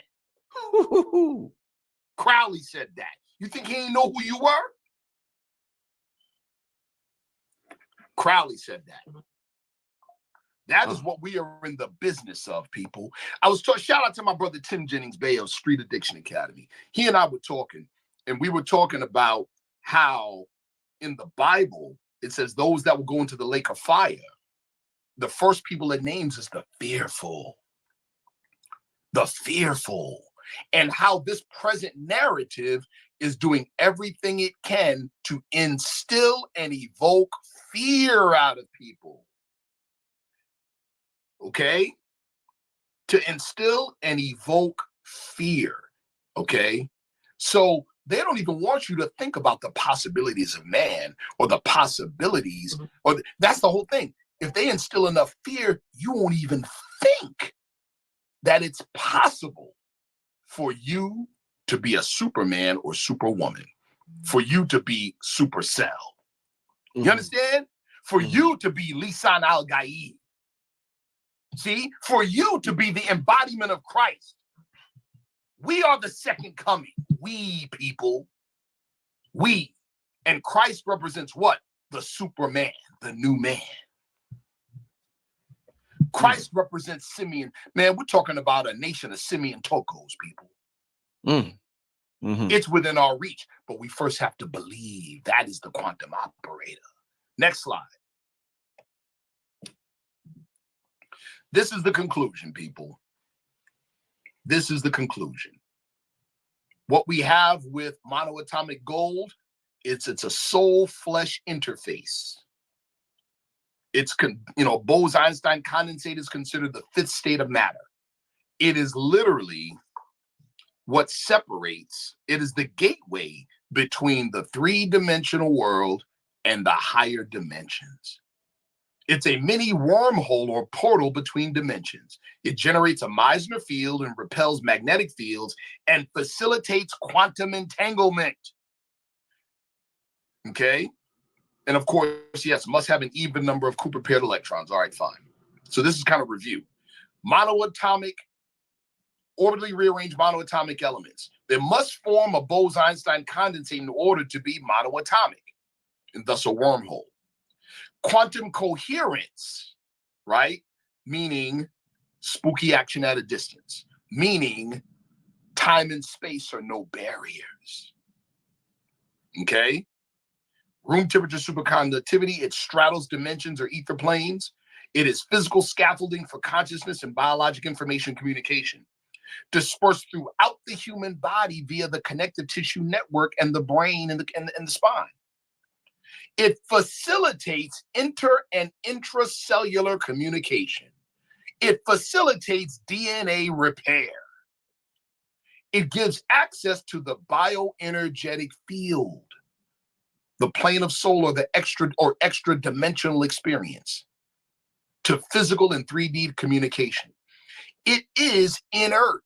What do we mean by inert, people? When you ingest it, it's not digested in the system. It goes to where it's needed and replaces what was lost. It is not consumed in the process of ingestion. And body needs sourcing and replenishment, certain foods, like for instance, Essiac tea. A lot of people were going to their health food stores and getting Essiac tea to naturally treat cancer. Now you see why it worked against cancer. Because it has a high concentration of monoatomic elements. That's why. And of course, supplements like our monoatomic gold and any other authentic monoatomic gold product. We are done, brother. I can take questions. Man, oh man. Oh man. Wow. What a presentation, family. What a presentation. You did your thing once again, Brother Sharif. Like I said, you one of the best when it comes to this presentations, when it comes to scholarship. I mean, you do your thing, brother. We need you in our community. You are definitely needed in our community with that. I'm gonna take a couple of questions from the family. Give me just a couple. How long we've been on? About an hour and a half. Yeah, I'm gonna take about 2 questions from the family in the chat. Give me some questions. Just and let me just ask, just talking about alchemy and yes, sir.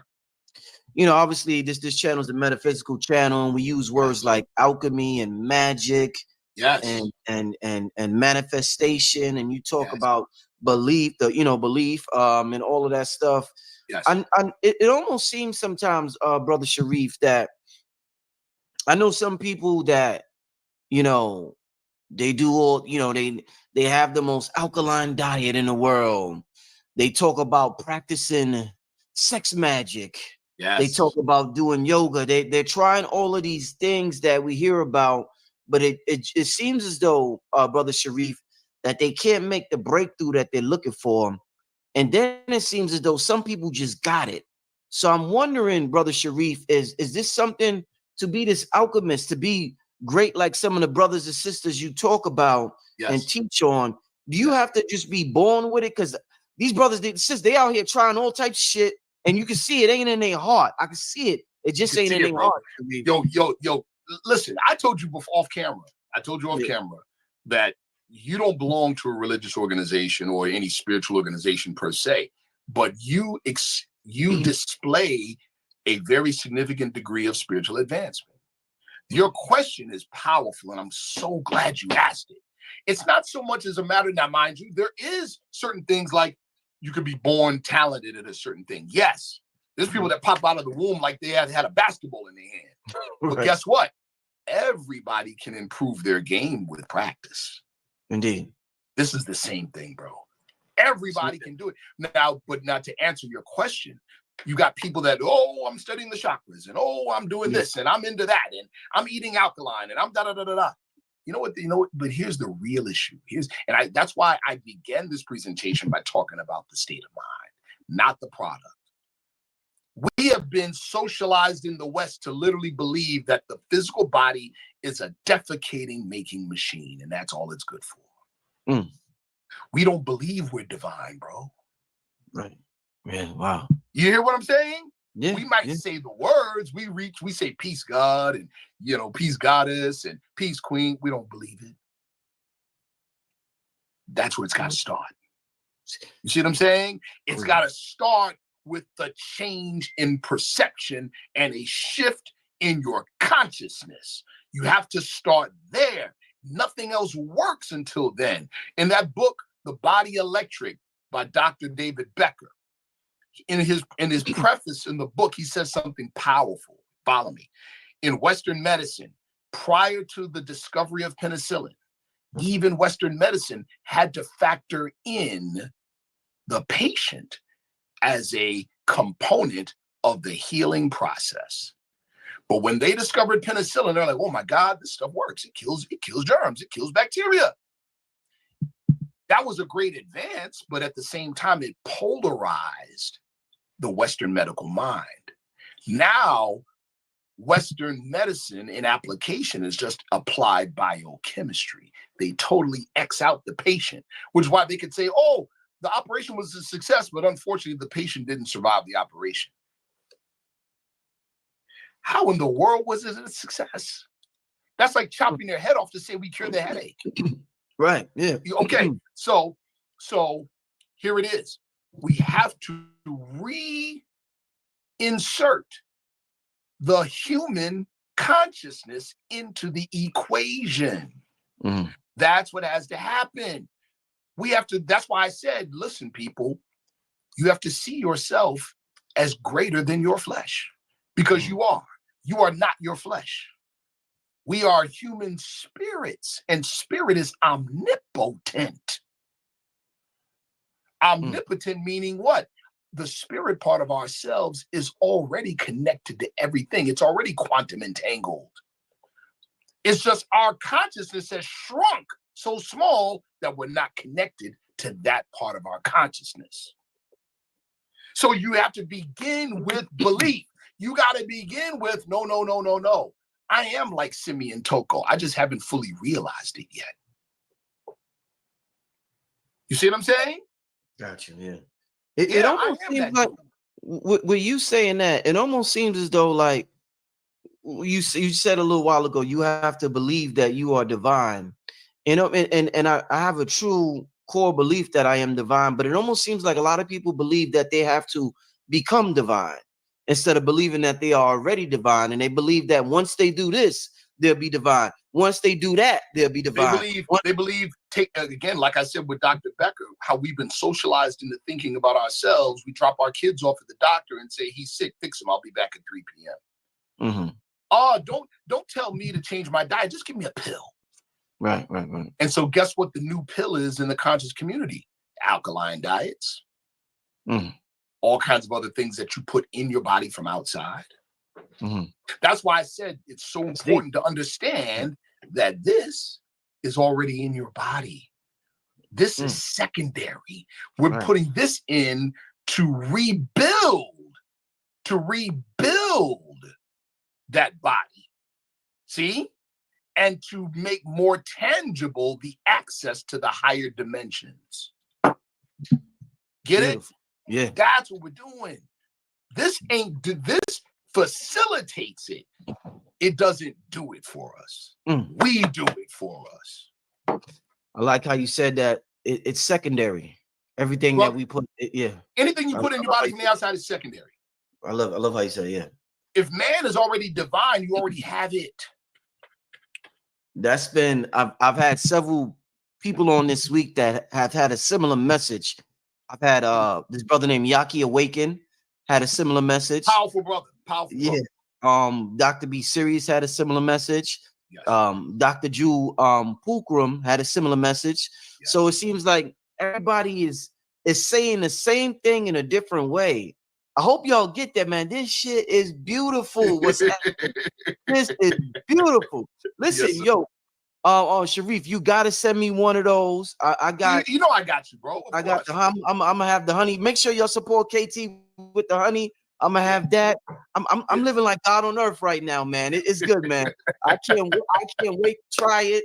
I can't wait to go to the you bring it to the conference and everybody just get it at the conference. These are some beautiful times, man. Let's get to a few questions, like I said. Sir. Let's do it. Okay, let me get to a few super chat questions. Shout out to everybody who gave a super chat. Okay, is there any backlash for using this substance and magic with the wrong motive? I mean, that's wrong motive is relative. Wrong motive is relative. Let's in the book of Ecclesiastes in the Old Testament, it says there's a time for everything under the sun. There's a time to preserve life. There's a time to kill. You see what I'm saying? So, and we say in the Moorish Science Symbol of America, wise words are uttered in due season. In other words, what makes it the wrong motive? If it's out of season. If it's, you get it? If it's out of season, if it harms others indiscriminately, if it causes an inharmonious condition. It's just like, people's, you have something that's going on, there's conflict, and people say, yeah, well, I don't want to, I want to just keep the peace, so I'm not going to get into it. No, the peace is already disturbed. You better throw a fist and restore peace. How about that? You know what I'm saying? Peace is already disturbed. He said you better have courage for truth. Oh, right? Man. Right. This brother ain't playing. Yeah. Wow. You better restore harmony. So let me get to it. Is there any backlash for using this substance and magic in the wrong motive? See, again, like I said, the wrong motive is relative. Only you can say what the wrong motive is for you. Only you can do that. You see, you hear people talk about black magic, white magic. In the truth, in the totality of things, there's no such thing in the totality of things. Because like I said, there's a time and place for everything.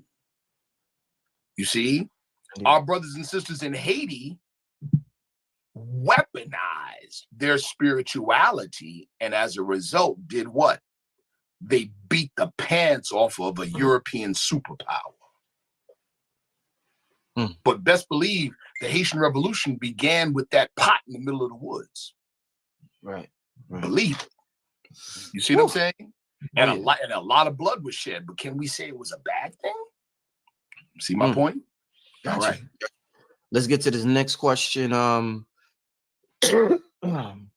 me, family. I want to come home to the Moorish Science Symbol of America.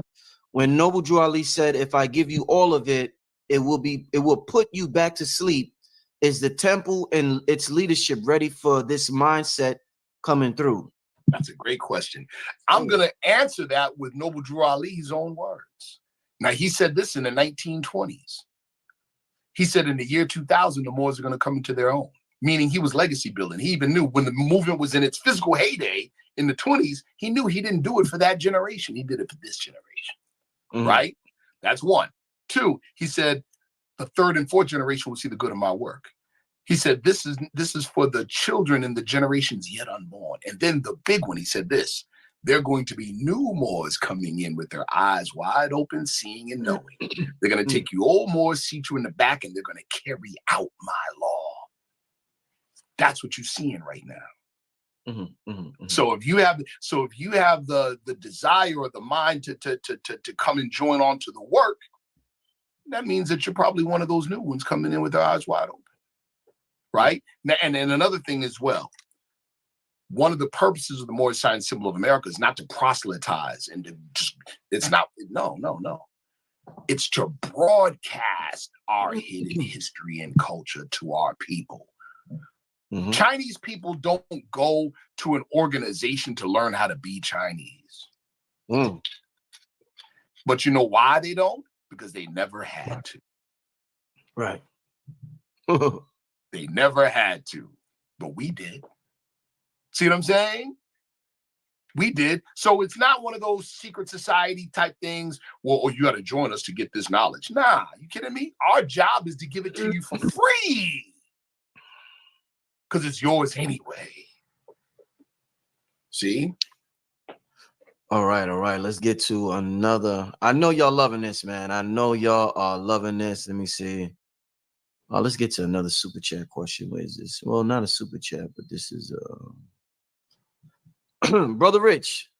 Where does hydrogen play a part of the alchemical processing we partake in as the number one element in manifesting the gold consciousness?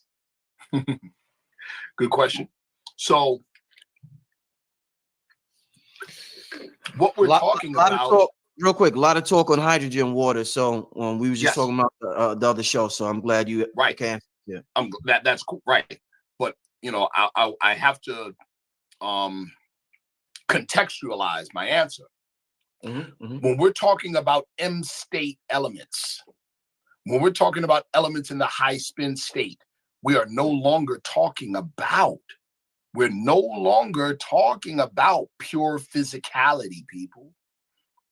We're past, let's say, hydrogen atoms. We're past that. We're talking about alchemical transmutation at the atomic level. So let's say we're talking about hydrogen. And I'm not sure, I have to research it, but I'm not sure if there's such thing as M-state hydrogen. See? So to answer the question, we would first have to qualify it by determining whether hydrogen can exist in a monoatomic state.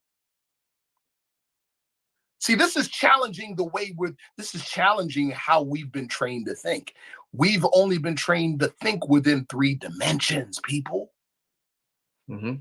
So when we start talking about things like see yourself as a human soul, see yourself as a living soul, what we're doing is we're challenging you to raise your consciousness beyond physicality, because consciousness is beyond physicality. You see what I'm saying? So the question, where does hydrogen play a part in the alchemical processing, right? We would have to first determine whether hydrogen is it possible for hydrogen to exist in the M state first? Then what we would do is we would analyze the properties of M state hydrogen. Like, for instance, properties of M state gold that have been verified through experimentation by scientists, right? Expanding consciousness, DNA repair, longevity, right? For let's say iridium, high spin iridium. High spin iridium can literally unzip DNA and then reshape and then reform it and correct DNA. See? So and either so different things, and there's literal white paper. There's literal white paper, in other words, research, scientific research on different M state elements and what their effects are on the human body. So to answer that question, we'd have to determine, first of all, if hydrogen can exist in the M state, one, and then two, what would its properties be on the human body? Real quick, shout out to Black Dot. I see Black Dot and Urban X in the chat. Yeah. Black Dot, I was talking about your shirt earlier. I'm rocking the Gathering of the Masses, the purple joint. Shout out to y'all. Y'all could go. You gotta go on this show, brother Sharif. I do. I would love to. I'd love to. Indeed. Go to sharpurbanx.com. But he has amazing clothing, amazing merch. This is the white one right here. That's mean. That's mean. I like that. Yeah, that's the white one right there. So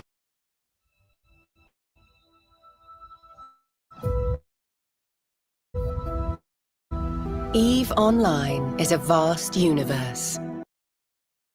he sent it to me and my fam. I got them in all colors, all size. My son got one. So yeah, make sure you support Black Dot.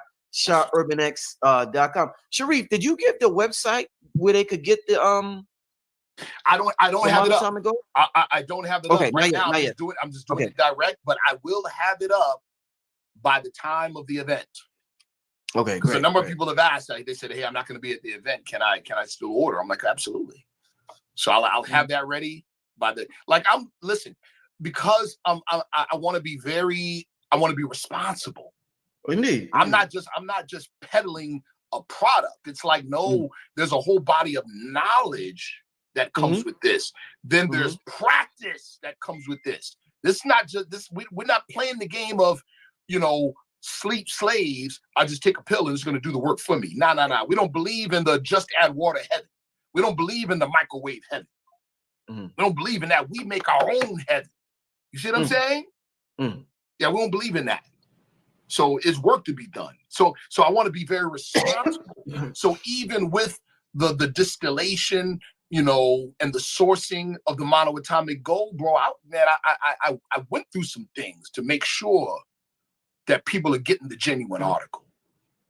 We eventually, as we get more and more advanced products, people should have to, we should require people to take a test to get certain products, answer a questionnaire, something where we know they're worthy of certain products, because not worthy in the sense that they're not good enough, but worthy in the sense that they understand who they are and that they're in resonant with a certain product. Because like you said, if you're not in resonant with a certain product, it's just secondary to begin with. So if you can't resonate with something, it ain't gonna have the effects that it needs to have to begin with.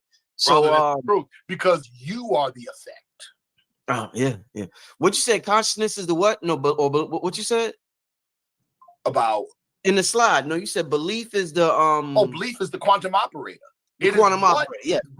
Human will is what causes probability in the quantum field to collapse into an event in 3 dimensions. Belief does that. Yes, human will does that. Now, let me say something else about human will. Do not confuse human will with a set of wishes. Aleister Crowley talked about this. He says, magic, the scientific definition of magic, is to cause change in conformity to one's will. But he also said this: most people don't have a will. They only have a set of wishes. One contradicts the other, and at death, they all cancel each other out. See? What do you think, Sharif? What do you think about, I've heard people say this before. Yes. It's better to be in alignment than to use willpower, because willpower, it almost seems as though you're trying to force it into being. Some people say it's much better to just be in alignment with something instead of using willpower. What's your thoughts on that? My answer to that is the midpoint. Because remember, so those that would say, oh, well, just be in alignment, that means you got to sit and wait for a mystery. Okay. See what I'm saying? That means you're denying your own divinity. You see? That means you're denying your own divinity. So but there's a midpoint. The midpoint is this.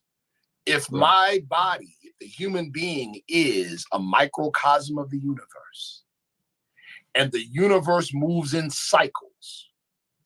That means my work is to make sure my individual will is in tune with the macrocosmic will. That's called timing. Gotcha. Wise words uttered in due season. See that? Gotcha. Yeah. That means your timing has got to be right. So, like, for instance, I've mentioned this before.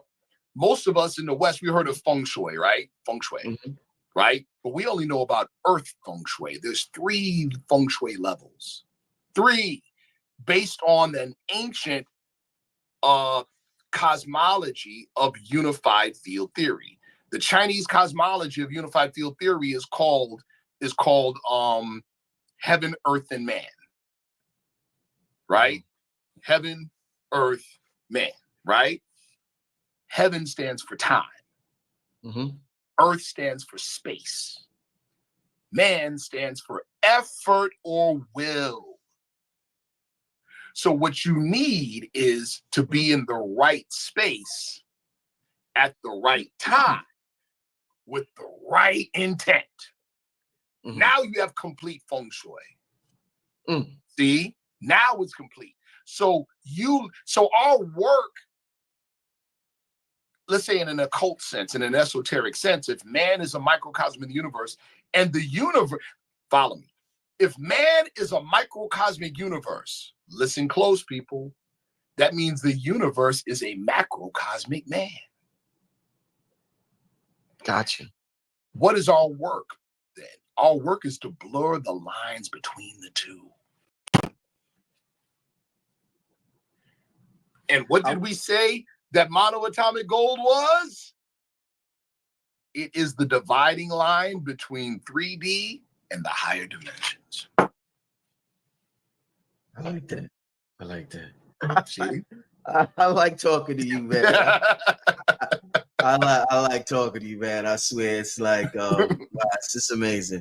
Let me ask you this, because you deal a lot with energy, and qigong, and absolutely, you know, the transferring energy and all of that stuff.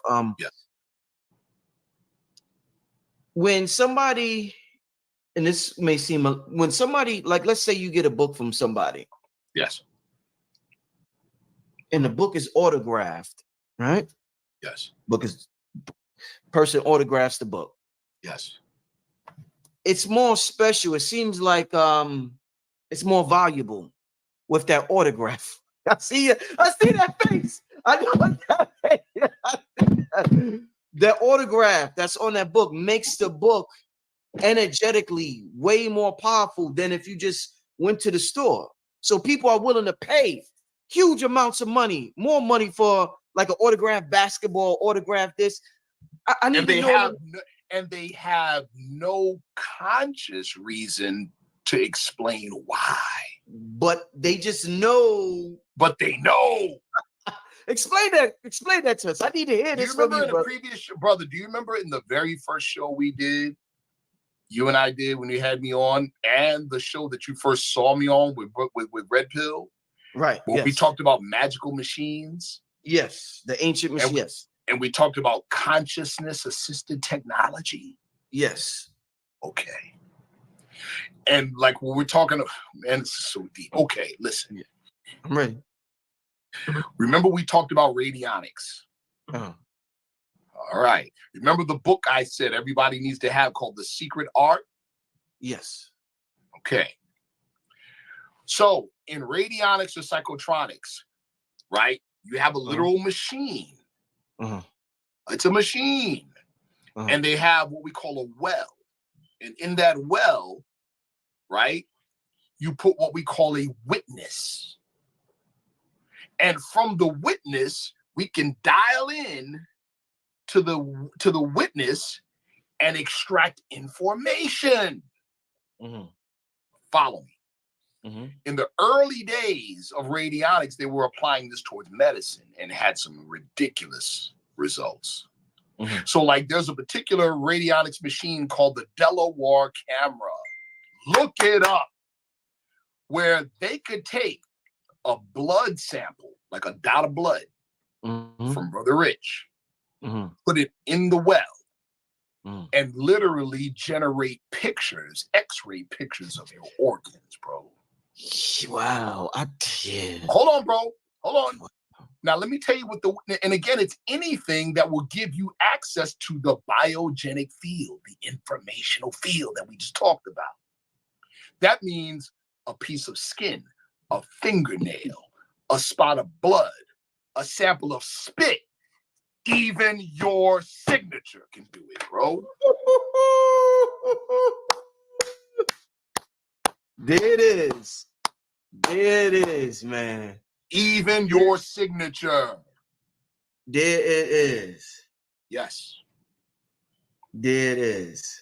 Even your signature. Now, let me ask you this. Yes. Is this, I'm about to give an example, and I want to know, is this the same on what we're talking about right now? Mm-hmm. Sometimes, and I like to use, when we're describing these scientific, these complex scientific, ideas and models, I like to use everyday examples for people to kind of understand it better. Yes. I'm gonna give you a regular mundane example, and maybe you can show me what's happening energetically. Family, you gotta love this, to have a conversation on energy with a brother like Sharif, man. This is like, it really helps us to grasp this thing more. Y'all really need to follow this brother on Instagram, and this brother got a lot to offer. He's on the Discord. Shout out to everybody that's part of Discord. But check this out. The Discord. Check this out, Sharif. Mm-hmm. I go to the store, right? Let's say I go to the store. I get a pizza. Pizza's good. I'm enjoying the pizzas. Whatever. Pizza's whatever. It's like, all right. It's whatever. But now let's say this happened on Monday. Let's say on Friday, my lady got a pizza, right? I want a piece of pizza. I take the pizza from her. I ask her, can I eat it? Shit tastes good like a motherfucker. Same pizza, but it tasted different when I get it from her than when I get it from the restaurant. When I go and buy it, it's average. But whenever I get it from my girl, that shit tastes amazing. And I want to eat all her shit. And she like, nigga, get your own slice. And I'm like, baby, when I get my own slice, it don't taste the same.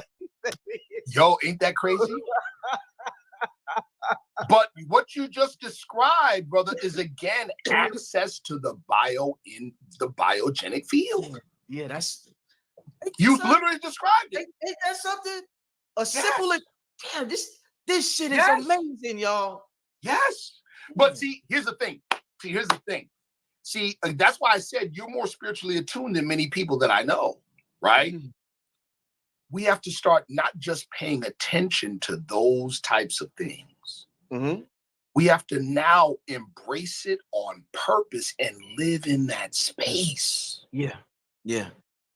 If you, even a wish, follow me, even a simple wish, I wish for and it happens, mm-hmm. in the secret orders, this is a law. If you put an intent out, even though however slight, you put an intent out there in the ethers, and it happens, you had something to do with it. Period. Mm-hmm. In the More Science Simple America, we say it this way: there are no happenings. Law governs all events. Mm-hmm. Mm-hmm. All. So if I put the thought out there and it happened, that means I had something to do with it. Period. Mm-hmm. And you just have to accept it and live in that space. Now you're starting to live. Here we go. In one of the orders, one of the laws, again, is this. It's not I live in a mundane world and then I explore the occult world or I explore the esoteric world. No. Mm-hmm.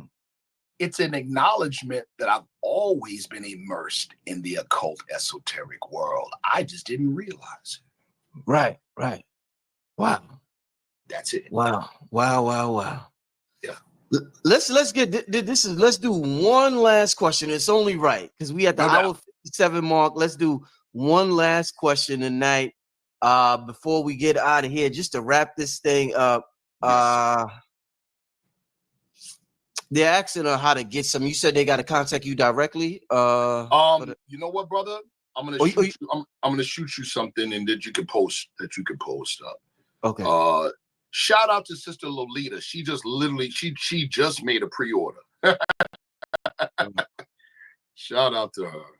Hold on. I'm about to send you something, brother, that you can put on the screen. Yeah, that you can put on the screen. There we go.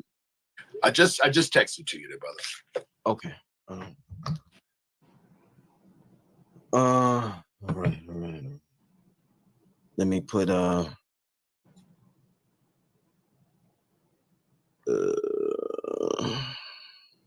yeah, you could just give him some last words while I put this together. Oh, absolutely. You know, and again, people, we really, for real, listen. We have to change our perception of ourselves. In the Moorish Science Symbol of America, we say, know thyself and Allah. Allah Right. being the great God. So it says, know thyself and Allah. In other words, by knowing yourself, you are getting to know the great God. Right. Okay? Simple. You are getting to know the great God by getting to know yourself. I love how the writers of the Matrix put it in the Matrix Revolutions and Matrix Reloaded, Matrix 1, 2, and 3. Right? When Neo's talking to the Oracle and she says, have a seat. He goes, I prefer to stand. And goes, suit yourself. And then he sits down and he says, I wanted to sit. She goes, I know. And then he says, right. And then she offers him candy, and he goes, but you already know whether I'm going to take it or not. And she says, I wouldn't be much of an oracle if I didn't. And then he says, but if you already know, how can I choose? And she said, but you already made the choice. You're here to understand why. Understand? See, we're literally in that state now when we're talking about knowledge of self, knowing, because it's not just knowledge, it's knowledge of our present condition. Why are we in this state? And the answer is scary in a sense, but it's also exciting. We're in this condition because we chose to be. We are now here to understand why we chose to be. And see, and not just as individuals, but as a nation, a collective of people in America. See that? That goes back to the whole social alchemical experiment. Our people in America, the black people, quote unquote, black, quote unquote, are not, black science means death, means what, which means what, people? Life springs forth from death, which means what? We're not supposed to stay dead. We're not supposed to stay black. How about that? See what I'm saying? We're not supposed to stay that way. You're supposed to come up out of it. And the mere fact that there's only been one group of people in the history of humanity that have ever been called the dead people. Only one group, ain't that some shit? Whoa! Tells you everything you need to know about what comes next. Whoa. See? Whoa. We are the people spoken of in Revelation that come up out of graves. Yeah. See that? We're the people standing on Mount Zion, right? There's two groups. There's 144,000, and then there's a group that no man could count. See? And they said they sung a new song and said that the Son of Man came down with a government on his shoulders. What does that mean? The government is a new narrative. Right. In your mind. That's what's on your shoulders, people. Yeah. Yeah. That's what's on your shoulders. America is the cauldron for the social alchemical experiment. We are the subject of the experiment. Whew. Whew. See? Whew. Man, oh man, oh man. Hey man, listen, man. Oh man, what an amazing show, family. What an amazing show. Sharif, you have just this whole year, you have been on fire, brother. It is your time.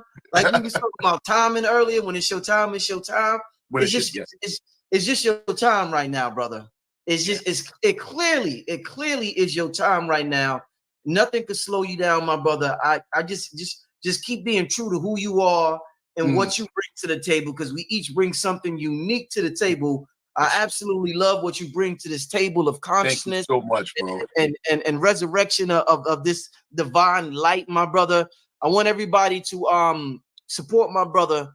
The brother has the monatomic gold. Right now it's just direct on Instagram, so you can hit the brother up. Do not misspell that name. Right, because go somewhere else. and you won't get it back, family. So if y'all interested, some of y'all gonna get it at the event. And I know some of y'all want, we was just talking about that energy exchange. Some of y'all want to get it from him personally, hand it to y'all. So I get that, but if you can't make the event, can't make the event and you want to get it through the mail, cash you can do that too, no problem. That's not a problem. And as a matter of fact, that's not a problem. It's not a problem. Indeed. But yeah, I'm gonna talk to the brother. I'm definitely gonna get mine. Like I said, man, I gotta support the brother. I gotta get mine, y'all. So make sure you support the brother. With that being said, I think that's it. Any did you leave all your contact information? Find me on the gram at at Instagram at Life of a Grand Sheik, or find me at Sharif Bey on Instagram. Find me on TikTok as Sifu Sharif, and of course on the blue app, Sharif Nail Bey. You can find me either way, or you can go to my professional website, which is my Kung Fu school, SyracuseFighting.com. It's called, my name of my school is called Syracuse Kung Fu, but the URL is SyracuseFighting.com. You find me. Easy to find. Shout out to everybody who gave super chat. Somebody asked me a question. Brother Rich, have you ever thought about the likes of Brother Sharif?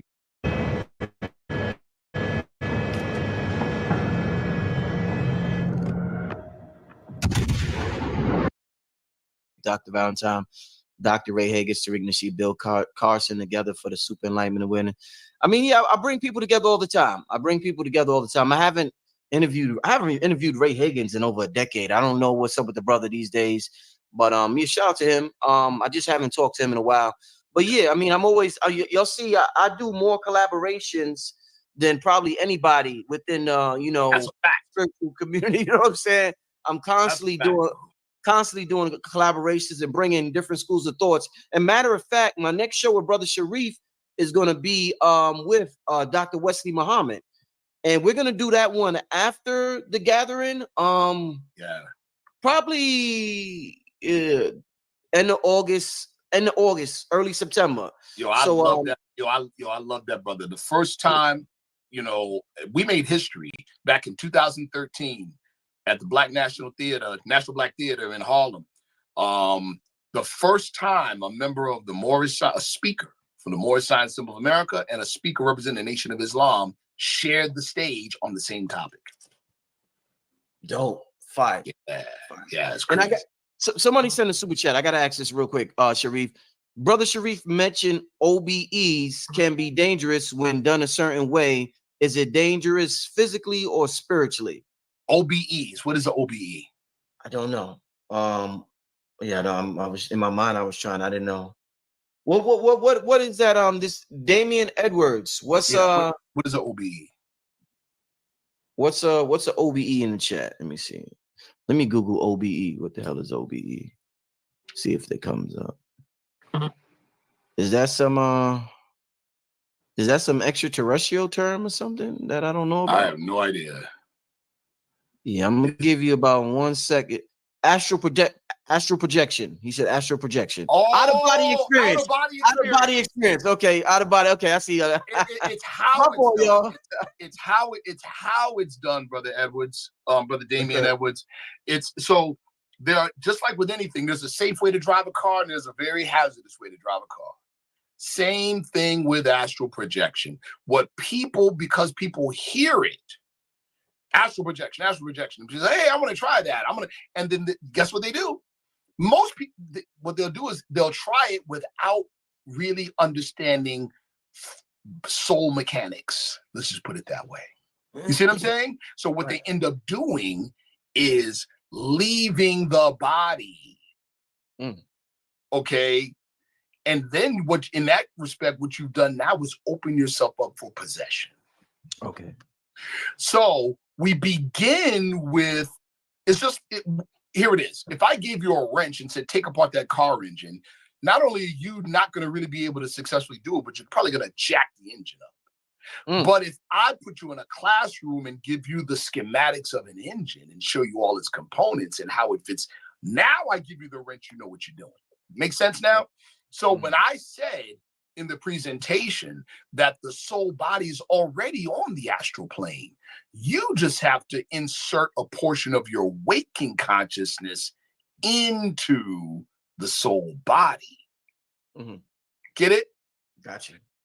Let me give you a deeper explanation. When we're awake, that means our waking consciousness is up and our subconscious is asleep. When we're asleep, it's the opposite. Our waking consciousness is knocked out and our subconscious is up and active. When you just wake up, they are passing each other. And that's why you can have a dream, and the dream makes perfect sense in the dream state. When you wake up and you're groggy, it still makes perfect sense and you still have a lot of recall.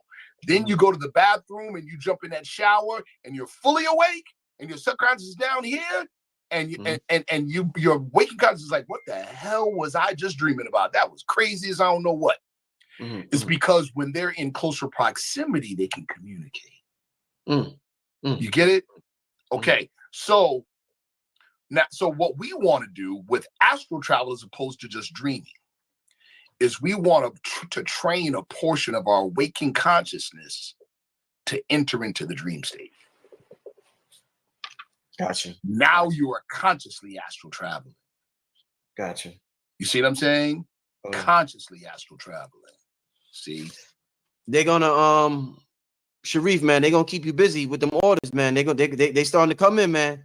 Sister says, shout out to the sister Leah. She just sent it. Shout out to you, sis. I got you, sis. I got you. Make sure you shoot me your well, if you're gonna be at the event, I'll just see you at the event, right?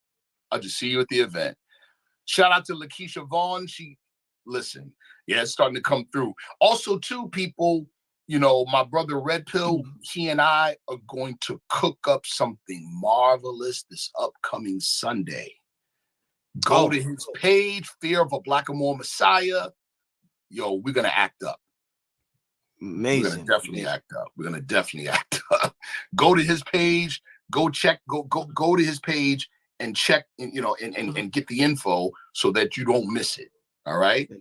Fear of a Blackamoor Messiah. That's this Sunday at I believe 8 p.m. this Sunday. Indeed. Hey, family, with that being said, man, I don't want to keep the brother much longer. We done been on here over 2 hours. I just did 6 shows in a row, 6 days straight, y'all. Y'all gotta be loving the show that I'm putting on. I am your work ethic is bananas, bro. Bananas. It's that time. It is that time. It's inspirational. It's inspirational. And again, it's a testament to it's a testament to your spiritual development. You see, because we literally can draw energy from the higher planes. When we talk about superconductivity, that's what we're really talking about. It's just like I mentioned this before, and then I'm gonna shut up. It's just like I'm doing 100 push-ups, right? It's not the 100 that make me stronger. It's the last 5. It's when I get to that point where my mind says, I can't do no more. Or my body says, I can't do no more.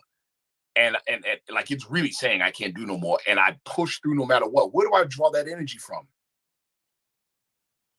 I transduce it from the higher realm down to 3D. You see what I'm saying? Now I get those last 5 out. When you said that, I never forgot that, those last 5 push-ups, and that could be applied to so many things in life. Yeah.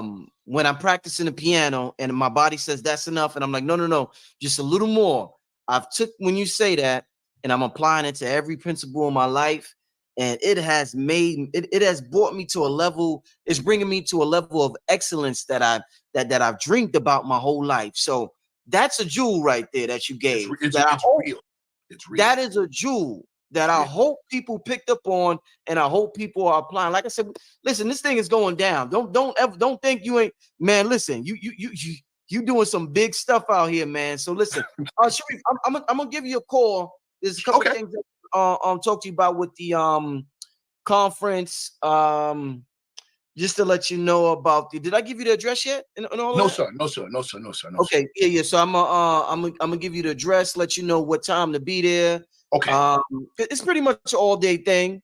I'm gonna let you. I think the brother said the tables are 8 by 8. Yo, peace. Hey, look, check this out, family. Man, it's been a minute since I've been, on here posting up, back streaming videos of, things that I've watched and things that resonated with my spirit. I might not agree 100% with everything that I watch and listen to, but it's truth in everything. So I just want to let you know, man, just be tuned in, because I'm gonna be posting up a lot of things. Since I've been quiet, if I'm quiet, I'm really researching, digging, just getting good new information. It's old information, but it could be new information. You know what I'm saying? So I'm gonna be posting some things just so you can, you got to be a free thinker, just to get you out your religious mindset. Put your doctrines to the side and listen, and whatever resonate with your spirit, let it resonate. You know what I'm saying? Because there's a lot of things out there that whatever you believe in, and whatever you believe in, that's your personal business. But just know it's a lot of things that we don't know about that we should know about. So just be ready, man. I'm excited. I'm gonna jump back on here, and do a little more studying and researching and make some of my own videos. But I just want to share some of the videos that I watch, that I respect. The brother Rich, it's a lot of things, man. We in the time of knowing. We're in a time of knowing, and one of the greatest things that you should know, and I would say this is my truth, because my truth is my truth, your truth is your truth. But one thing that I understand, everybody has to learn who is the creator. You have to know the character of your creator. Once you know the character of your creator, then you can get into other things, because for a long time, and this is no diss to nobody or what somebody believes, but I was there before. They have given us the God of the Bible. Now, when I say the God of the Bible, I'm not saying the whole Bible is messed up, but the God in the Bible is not the creator. It's a bunch of war gods. It's a bunch of gods, they mean, they bloodthirsty. They love the smell of burnt goat heads. And you know what I'm saying? Like burnt animal sacrifices, so the God of the Bible is not the creator. And, I say this, and I don't mean to be rambling, but I say this. It was this lady, and she was vegan. And I'm not going to say this guy's name, but he called himself a Moray. and she asked him, she said, I'm vegan. Do I have to eat lamb on the Passover? And do you know this brother told her, well, if you want to be out of covenant, then you just be out of covenant. I'm like, that's crazy. This lady wants to live a healthy life and don't want to eat dead animal flesh. But the brother told her if she doesn't eat lamb on Passover, that she's going to be out of covenant. Do you understand what I'm saying? It's like things like that. It's like, do you believe that's the creator? No, that's according to the gods of the Bible, the people who wrote that in the Bible. Well, that's why people are so scared of that God in the Bible. You know what I'm saying? So you have to know the character of your creator. And when I say stuff like that, like them laws that's written in there, like you have to eat dead animal flesh on a Passover, and if you don't, you're out of covenant. Things like that, that's from the pen of the scribes, the last pen of the scribes. That's what the God of that Bible does to you. But one thing you have to know, the laws that the creator gave us, has given us, it's the laws of the universe. You do good, you get good. You do bad, you get bad. You murder and robbing, best believe somebody gonna end up murdering you and robbing you. So I mean, it's real simple, but you know, it is what it is. But let me let my brothers finish up. But I'll be, you know, back on here a little later, posting some things up about, you know, it's this doctor who stopped eating meat. So I'm gonna let the doctor talk to y'all a little later. So, you know, just tune in, man. Love y'all though. Peace. 8. So but I'm gonna just keep you updated. And I definitely want to do some filming behind the scenes with you. And I would love to try to squeeze timing is so tight. Bro, the lineup is already crazy. I'm just blessed to be in the building. You know what I'm saying? Yeah, I'm blessed just to be in the building. And I'm, you know, and there's so many other things that I'm being pressed to do too. Like a number of people, again, like I told you, we're hands-on. You know what I'm saying? I'm all about practicality. This is not just talk, right? So even a lot of the other bioenergetic stuff, I've had people ask if I'd be willing to do some short impromptu bioenergetic lesson giving or whatever. I said, sure, you know, because it doesn't take long, right? You plant the stick, you see the shadow. You do it right, you feel the energy. That's it. And a number of people have even asked about Qigong treatments, you know, some actual health and medical Qigong treatments. So yeah. Amazing. Yeah, bro. Hey, family, thank you once again, Brother Sharif. I'm gonna let you go, my brother. Amazing, excellent show. And I will see y'all. I might see you tomorrow. I'm not sure. But everybody have a good night. See you next time, family. Peace. Peace. Rule number 3, you can't get rich slow. When I owned 100 houses, I made about $10,000 a month